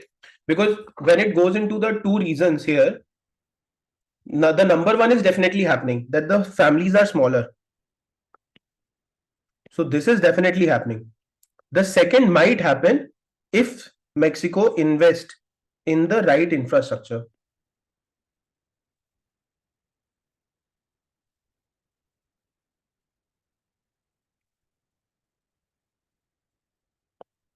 Is it clear, class? But just want to if reframe basis on the three questions you mentioned. Why is a fact used? How to reach a conclusion, and what is the opinion? So a fact is used to specify the decline of labor from Mexico to US. They're reaching to a conclusion of why it is getting declined.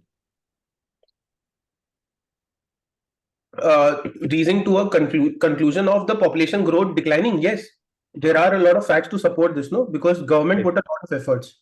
Right. Free contraceptives, they run campaign, and they are able to educate to a level that they are thinking of introducing sex education even in kindergarten. All of this is affirming that the population growth is declining, and then there's a clear data given. Right. That earlier every woman used to give birth to around 7 children. Now that number is less than, just slightly higher than 2. So what the last paragraph does is, so everything is fine. The only thing that you need to remember is the last paragraph says that yes, this healthy middle class population might decrease migration to USA, but it will only decrease. I mean, this is with terms and condition, and those terms and conditions are mentioned in the last paragraph. The terms and condition are if the government invests in it. So this is clearly on the line of opinion. This is the opinion of the author, right? That the healthy middle class will only develop if the government puts a lot of effort into infrastructure, job training, and education. Yes, Arshad, you raised your hand. You have any doubt? Yes, sir. Sir, I wanted to ask, like, if the author is more inclined towards, towards the Americans getting less labor, or is he more inclined towards the Mexican middle class, which? Either. Because is there any strong evidence or strong opinion given by the author for any side? Think about it. No, sir. No, balanced. This is something which is known as an analytical piece. Analytical piece, you write it without giving your own opinion. You just analyze it logically. So isn't that what is happening, Harshit? The only opinion that has come, it's not about positive or negative, it is about whether the migration will completely diminish or whether it will not. And what will that depend on? If Mexico invests in the middle class. तो कोई side नहीं ली, मैं बस उसने बोला है कि ये पक्का है कि number of members in a family कम हो गया, लेकिन अगर मिडिल क्लास डेवलप हो गया तो यूएस को और दिक्कत होगी. तो मतलब ये कॉज एंड इफेक्ट को एनालाइज कर रहा है, ये ऐसे कोई साइड नहीं ले रहा है. Is it clear now? Yes, sir. Okay. So class, whenever there's a future prediction, you can see it as a cause and effect that this might happen. And that is what opinion pieces are all about. Now let's come to question number 1. So the question, I'm sorry to bother again. I'm It- just trying to put everything in a framework which you mentioned in the beginning of 3 things. Why is the fact used? How Uh-huh. did we reach a conclusion? And what is the opinion? Uh-huh. So I'm just not connecting the dots here, because if we look to the question of why is the fact used, we come to the opinion itself. So I believe first and third points gets connected in its own way, right? Why is the fact used? To position and opinion. So effectively, the answer of first and third thing which you're asking in that framework gets connected to each other directly, right? Sometimes first and second will also get connected. Hmm. It's all about the perspective. देखो होता क्या है कि कभी कभी आप inference से start करते हो, ठीक है, हाँ. या कभी कभी आप ओपिनियन से भी स्टार्ट करते हो. Hmm. तो पहले आपने ओपिनियन स्टार्ट करा, फिर फैक्ट आया, तो you answer the third question first. तो वो कभी कभी ना क्रोनोलॉजी पे डिपेंड करता है. जैसे इसमें सबसे पहले फैक्ट यूज हुए, फिर उसके बाद ही कोई ओपिनियन दिया गया. वो कनेक्टेड तो रहेंगे. मैं ये नहीं, हर में आपको तीनों का आंसर पता होना चाहिए. कभी कभी एक का आंसर निकलने से दूसरे का मिलेगा, Okay, okay. बट उससे क्लैरिटी आ जाएगी, कभी क्वेश्चन नहीं गलत होंगे. Got it. No, the framework really helped. So just wanted to get to know more detail. Thank you. Yeah. So the idea is that there will be a lot of intersection, but even though there's an intersection, if you have answer to either of the question, you will be able to answer the passage correctly and you will be able to retain the information given in the passage much better. So the first question is, the passage does not indicate which of the following concerning Mexico's current demographics. Does not indicate. So first of all, what does this mean? 4 are mentioned and 1 is not. And there's a very clear answer to this. What will be the answer? Wow, all of you have gotten question 1 incorrect. Why, class? Like 5 of you have submitted me answers and all 5 of you have gotten question 1 incorrect.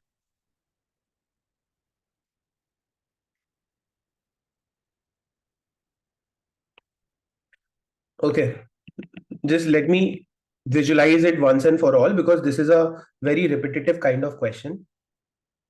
Just focus here, okay?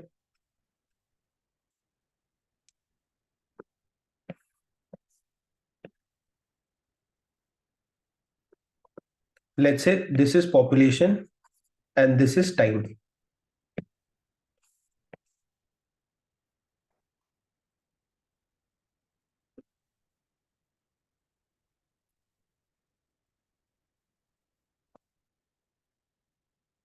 Can anyone tell me the difference between these three?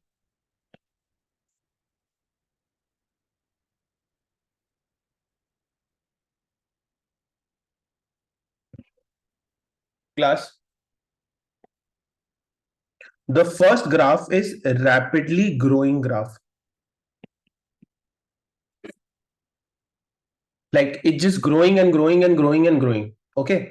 The second graph is where the growth rate is diminishing. Like what does that mean? Let's say this is the phase where women were having around 7 children, and this is the phase where women are having 2 children. Okay. Decreasing growth rate means the population is still increasing, but not as fast as it used to. Are you able to comprehend this, class? Population अभी भी बढ़ रही है, लेकिन इतनी fast नहीं बढ़ रही है जितना पहले बढ़ रही थी. The growth rate is diminishing, population is not diminishing. This is diminishing population. Are you understanding the difference between the three class? Can I get a quick raise of hand if you understood this? Because this is a very important term. And you need to understand this for this as well as data insights. So it's clear to Rishika, others, Harshit, Malvika, Ravi, Saket, Sanjana, Thara. Is it clear? No, could you just elaborate a little bit more? हाँ, तो साकिब मैं ये कह रहा हूँ आपसे कि होता क्या है कि या तो ग्रोथ बहुत तेजी से हो रही है, Okay. जीडीपी समझते हो? Yes, yes. ठीक है, ये बन रहा है कि अभी जैसे इंडिया की जीडीपी पहले 5-6% चल रही थी, अब 8% आई है, तो ये क्या हो, कि ग्रोथ रेट बढ़ रही है, मतलब आप और तेजी से भाग रहे हो। ठीक है, इसको आप चाइना की तरह समझ सकते हो कि पहले चाइना 7-8% पे भाग रहा था, अभी भी ग्रो कर रहा है, लेकिन 3-4% पे ही कर रहा है। Okay. बढ़ रहे हैं लेकिन उतनी तेज नहीं बढ़ रहे हैं, तेज पहले बढ़ रहे थे और ये घट रहे हैं। इसको आप यूरोप से कंपेयर कर सकते हो। Okay. So the idea is that growth rate decreasing does not mean negative growth. Okay, decreasing growth rate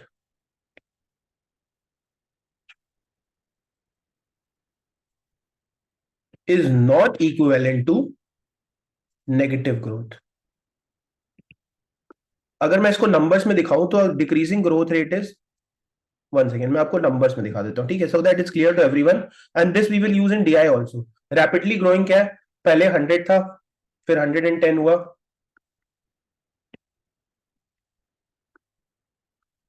110, फिर 125 हुआ, अब 150 हो गया है, अब 180 हो गया है, 230 हो गया है। दैट मीन्स ये बहुत तेजी से बढ़ता जा रहा है, it's growing very rapidly. Diminishing growth means initially it was growing very rapidly, it went from 100 to 120, then 150, now it's growing, but the growth is not that fast. Like here it was growing by 20, then suddenly 30, now 10, now 8, now 7. So this is diminishing growth. Declining or negative growth means initially you were growing, like let's say till here, and then you see 148, 142, 130, and so on. Is it clear now the difference?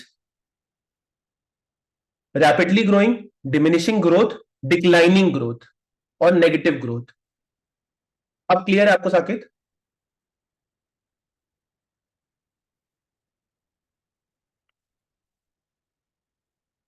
Yes, yes, sorry, I was on mute. Yes. Yes. Awesome.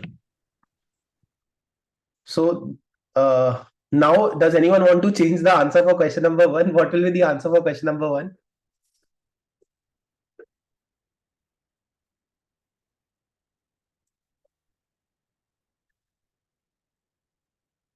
I want all of you to change your answer because you gave it incorrect. What will be the answer now?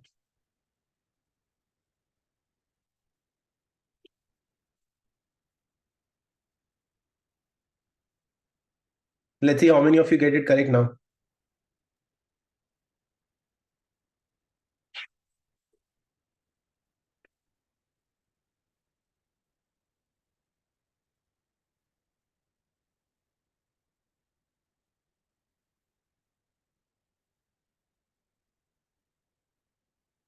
Yes, yes, yes. Okay, 3 of you got it right. 4 of you got it right. Brilliant. This is the correct answer because it's clearly not diminishing. The population growth has diminished doesn't mean population is diminishing. Population diminishing is the case where you go to negative population year on year. That is not happening. Okay. By the way, Gmat loves double negatives and it can also give triple negatives, just by the way. How do I make it triple or double negative if I add except here? Like imagine this question. The passage does not indicate which of the following concerns Mexico's current demographics except. What will be the answer? Like what does the question mean now?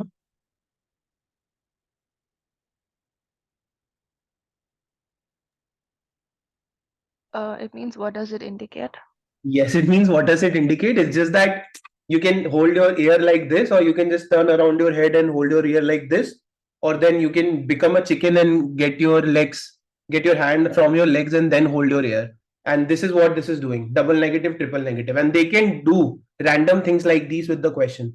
That is why it's always a good idea to pause, spend some time with the question. Okay, so I mean, you can get double negatives, triple negatives also. So the answer for this is 1. So those who said E, it is clearly mentioned. See, why is E mentioned? Because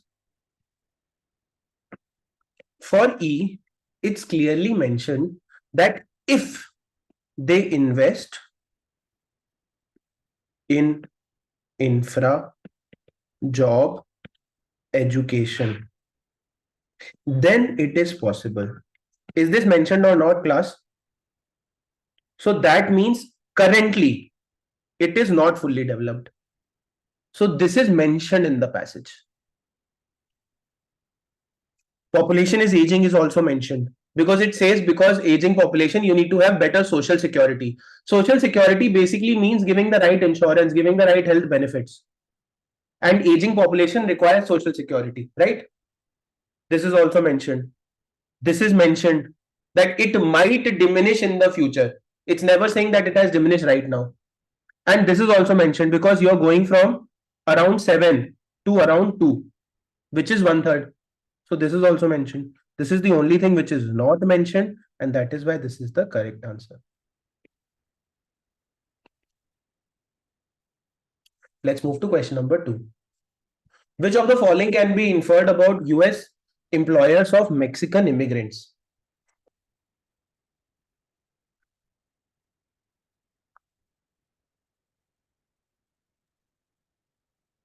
Option B.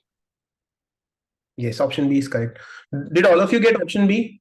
Did anyone get any other answer? Just ask me why is this incorrect. I'll explain you. You can message me privately also. If you want some clarity on any other option, just let me know. This is clearly mentioned. Some of these employers violate wage law because of this line. Work for wages well below the US minimum wage. So if you're paying below the minimum wage to some of them, often more than willing, that means you're paying it to some of them. And if you're paying it to some of them, that means you're definitely violating the wage law. And hence the option B is correct. If anyone got any other option and is confused, you can just let me know. I'll explain that option.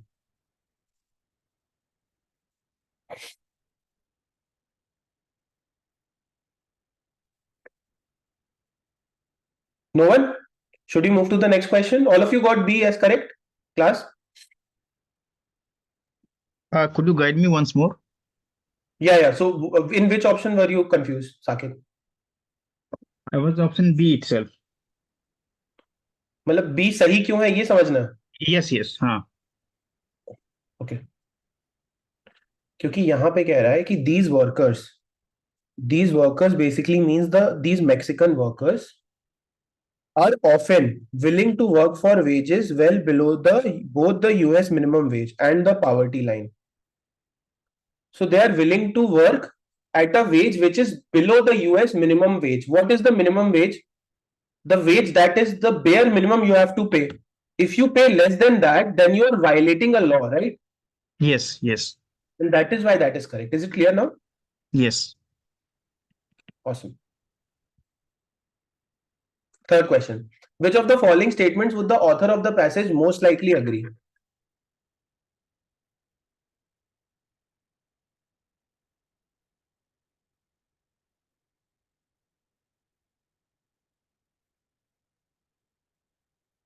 There's a clear answer here as well. What will be the clear answer?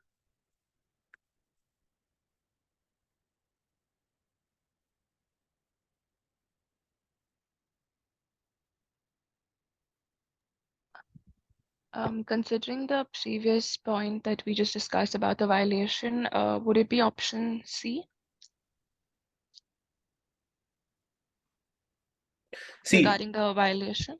yes, the problem with C is it makes sense to infer this, but the author is saying that they are actually willing to work, right? So if they're willing to work at that, there is no indication whether they feel that they're being taken advantage of. Does it make sense? Yeah, Because- but technically they are, right? So there are 2 points to this. Number one, the author never goes into what is the perspective of Mexican workers, right? It just says that the number of workers available will be less. They don't get into the subjective opinion of what a worker thinks, right? Second counterpoint to this is they are willing to work at those wages. So we don't know if they are willingly happy or willingly unhappy. Can you infer this from the information given? Is there any indication of any negative tone for Mexican workers? No, right? No. So that is why C is not correct. Again, focus is on finding the incorrect answer. Okay. So this will not be correct. Quickly, class, just unmute and eliminate other options. Anyone can start. Eliminate the option that you have eliminated.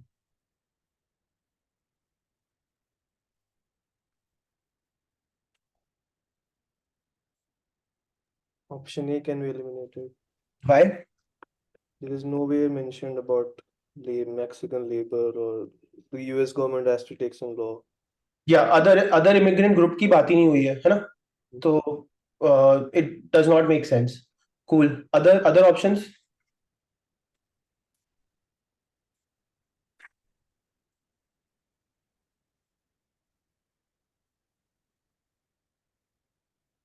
Option B can also be replaced because large population comparison ऐसा कुछ नहीं बोला है. Yes. So it's slightly out of scope.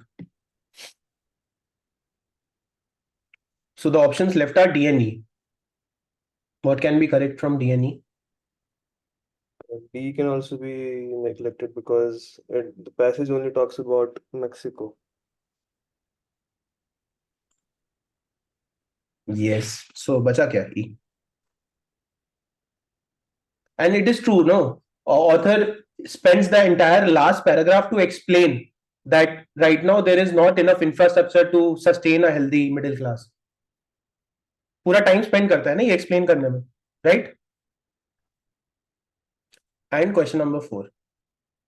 One function of the final paragraph of the passage is to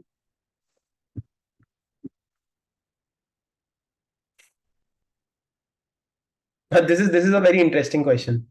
I got it wrong in my first attempt. I clearly remember. I got confused. Let's see how many of you have gotten it right. Okay. Oh, nice. Someone corrected and got the right answer. Good. Sometimes your second instinct is right. Others have not gotten it right.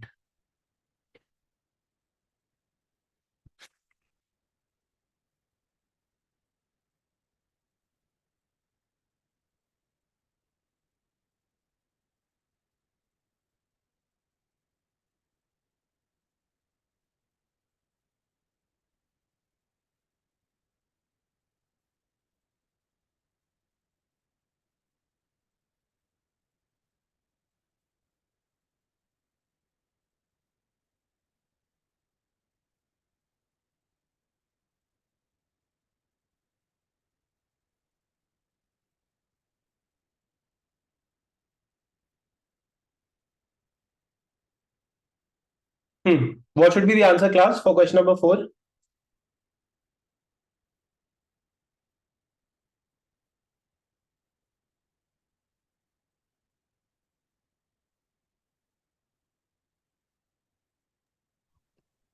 Option C.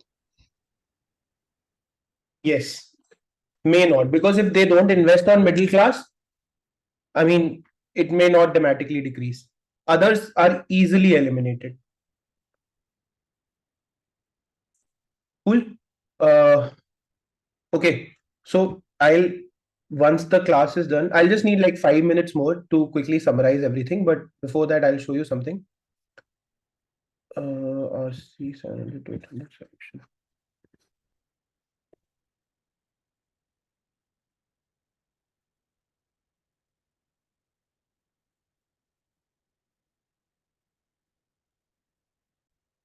I'll share this, okay? And can you see the screen? Is Yeah. it Yeah, visible. Yeah, I'll share these solutions, and the beauty of these solution is that for every question, there's a context explained, and then it is explained why an option is incorrect. So it will help you with option elimination. And honestly, if you do 2-3 paragraphs every day for next 2 weeks, if you just focus on this and keep on solving, you will have a much higher command on RC. And then when we will resume reading comprehension, you will be able to answer the questions much more faster, easier, and better, and your accuracy will overall improve. So what will happen next Saturday is what I'll do is I'll continue with arithmetic. So we finish time and speed. We will start with time and work and basics of percentages. But on Sunday, Rahul will start with critical reasoning. He will go through the entire critical reasoning, the kind of question that exists, because in order to do very advanced RC questions, you need some theory of critical reasoning. But parallelly, what you all need to do is every day do 2-3 passages from this and check yourself with the solutions, and you have all the options and reasons also as to why all the options are eliminated. It's a beautifully crafted solution sheet. So can I expect all of you to invest like some time every day, 20 minutes, and do 1 or 2 RCs for the next 2 weeks by the time my class comes? Okay, so I will share this. Okay, 2 of you have given me a thumbs up, others you have to do all of these things. Okay, and that's how you will be able to get a good score in Gmat. It's also about you and putting in the effort. Second, it's very important that all of you keep on discussing any doubt that you have with me. So some of you have started interacting with me, and just see me as a person who is like a diary for you for your Gmat prep. Whatever you feel, just write it to me on my text. It's very important. Like I can act as that support for you, because if I don't know what you're going through, where you are confused, I can't help you. But if you tell me, I'll adjust the class accordingly. That's something both me and Rahul are very good at. Like we can adjust the class according to the environment. So I can already see some of you having a good hunger to learn, and that will really benefit this batch once more students join next week. And we'll keep on, like, for the next 10 days some people will keep on joining, and then we'll stop admissions. And once we stop, I can see that this can be a very good batch, because some of you are actually very insightful and some of you are catching up. So please get proactive, keep on interacting with me. Or you can also do this, that once every 2-3 days you can summarize and tell me how much you have studied, so that I can criticize it. Be open to my criticism. Like if I feel like you have done less, I will tell you. If I feel like you are already doing a lot, I'll let you know. So the thing is, I can act as that, and that's how you should take advantage of this.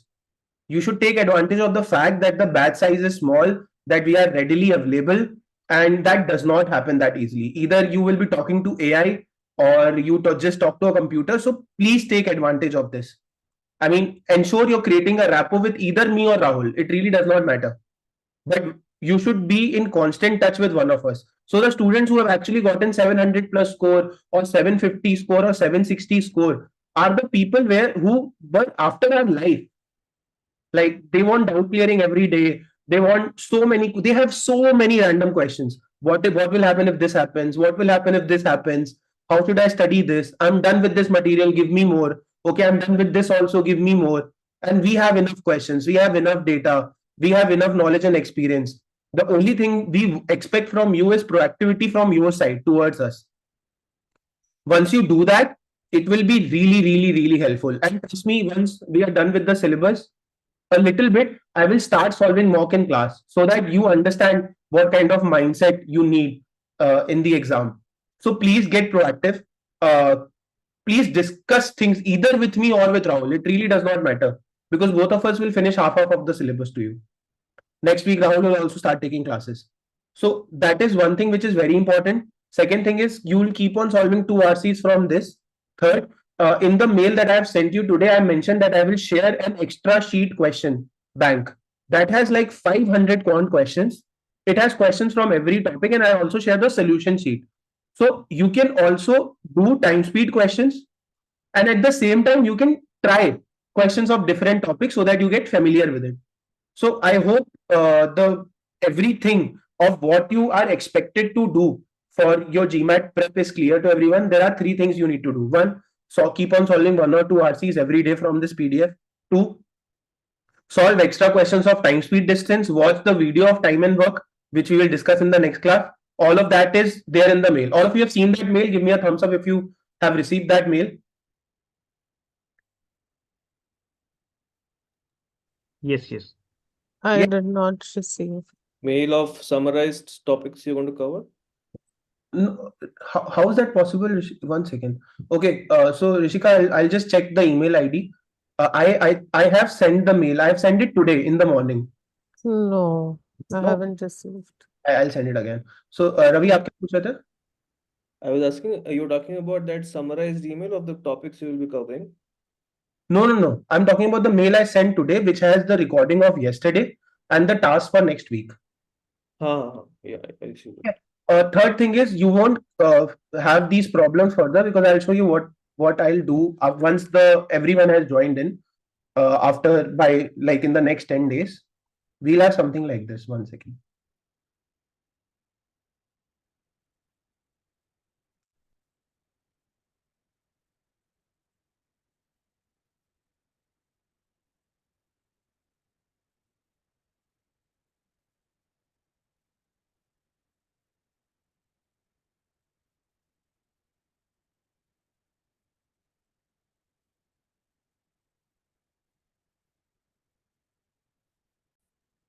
Yeah. So we'll have a classroom batch like this, which will basically have all the recordings on one side.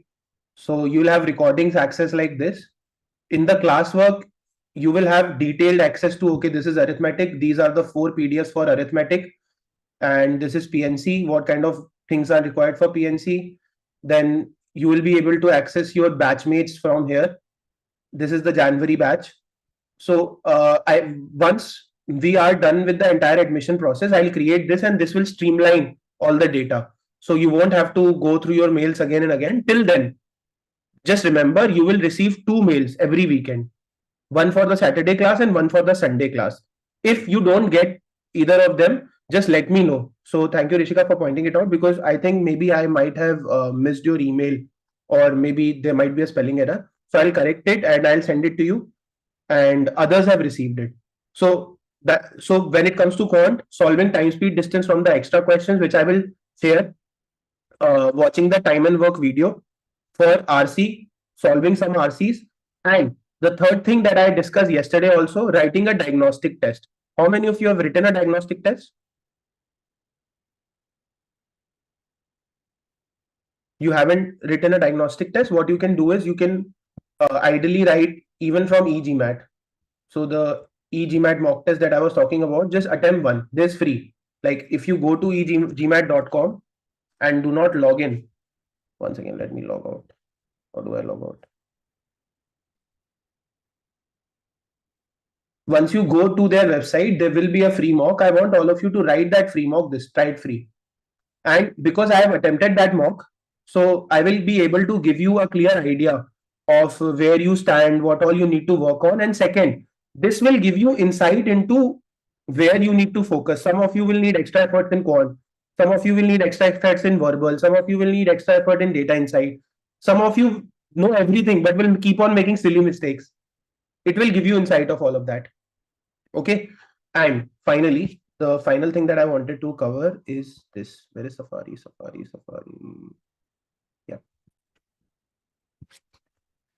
This is compulsory for all of you. What you need to do is make account on Gmat Club. If you make account, you will be able to go to this place called Gmat. Go to this thing called practice question banks. Okay. You can make account using Google, Apple, Facebook, anything is fine. Cool. Now let's say we are done with like understanding some basics of RC. And let's say you want to start with easier level. So you select the 2 easier level here.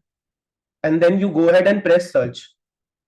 Only thing you need to be careful about is to not do RCs where the source, like the source here says Gmat Prep Focus or it says Kaplan or whatever. If the source mentioned is other, do not do that RC. Others you can. And the beauty of doing it on Gmat Club is apart from the fact that it's free, is there's a timer. Second is, once you mark a question, if it's incorrect, it goes into your error log. There's an error log maintained in your account where you can go see this, my error log, where you can go and check all the errors. And third thing is, it gives you an idea on how much time you took. So this is really helpful. Finally, there are beautiful explanations by a lot of experts on RCs. Like this one does not, but usually they have. There will be explanation as to why this is correct, why this is not correct, and things like that. And this is not just true for RC, this is true for quant also. Just go to problem solving. Let's say you have understood time speed. So select the difficult questions, go to speed. Where is speed? Distance rate problem, and just press search. Only thing you need to avoid is other. Do not open this. Any other source will work. So let's say you open it. Just select, switch on the timer and start doing it. Again, if you mark it correct, it will know you marked it correct. Otherwise, you can go into your error log and you have a beautifully maintained error logs. Like it gives you all the stats of what difficulty you get correct, what difficulty you get incorrect, everything. So please, so the 4 things are, I will write it in the mail as well. I'm just repeating. You have the mail, time, speed, distance, extra question, time and work video, RC, diagnostic test, Gmat club. Everything is clear to everyone. Is there any doubt or any closing remarks that you want to discuss before I end the class? Anything that you want to discuss with me? All clear. All clear? Cool. Oh, hope you enjoyed the class. I think this was at least fun for me. I did not realize how time passed. So I hope that was a good session for all of you. And I'll see you all next week. Okay. Good night. Thanks, bye. Thank you. Thank you. Bye.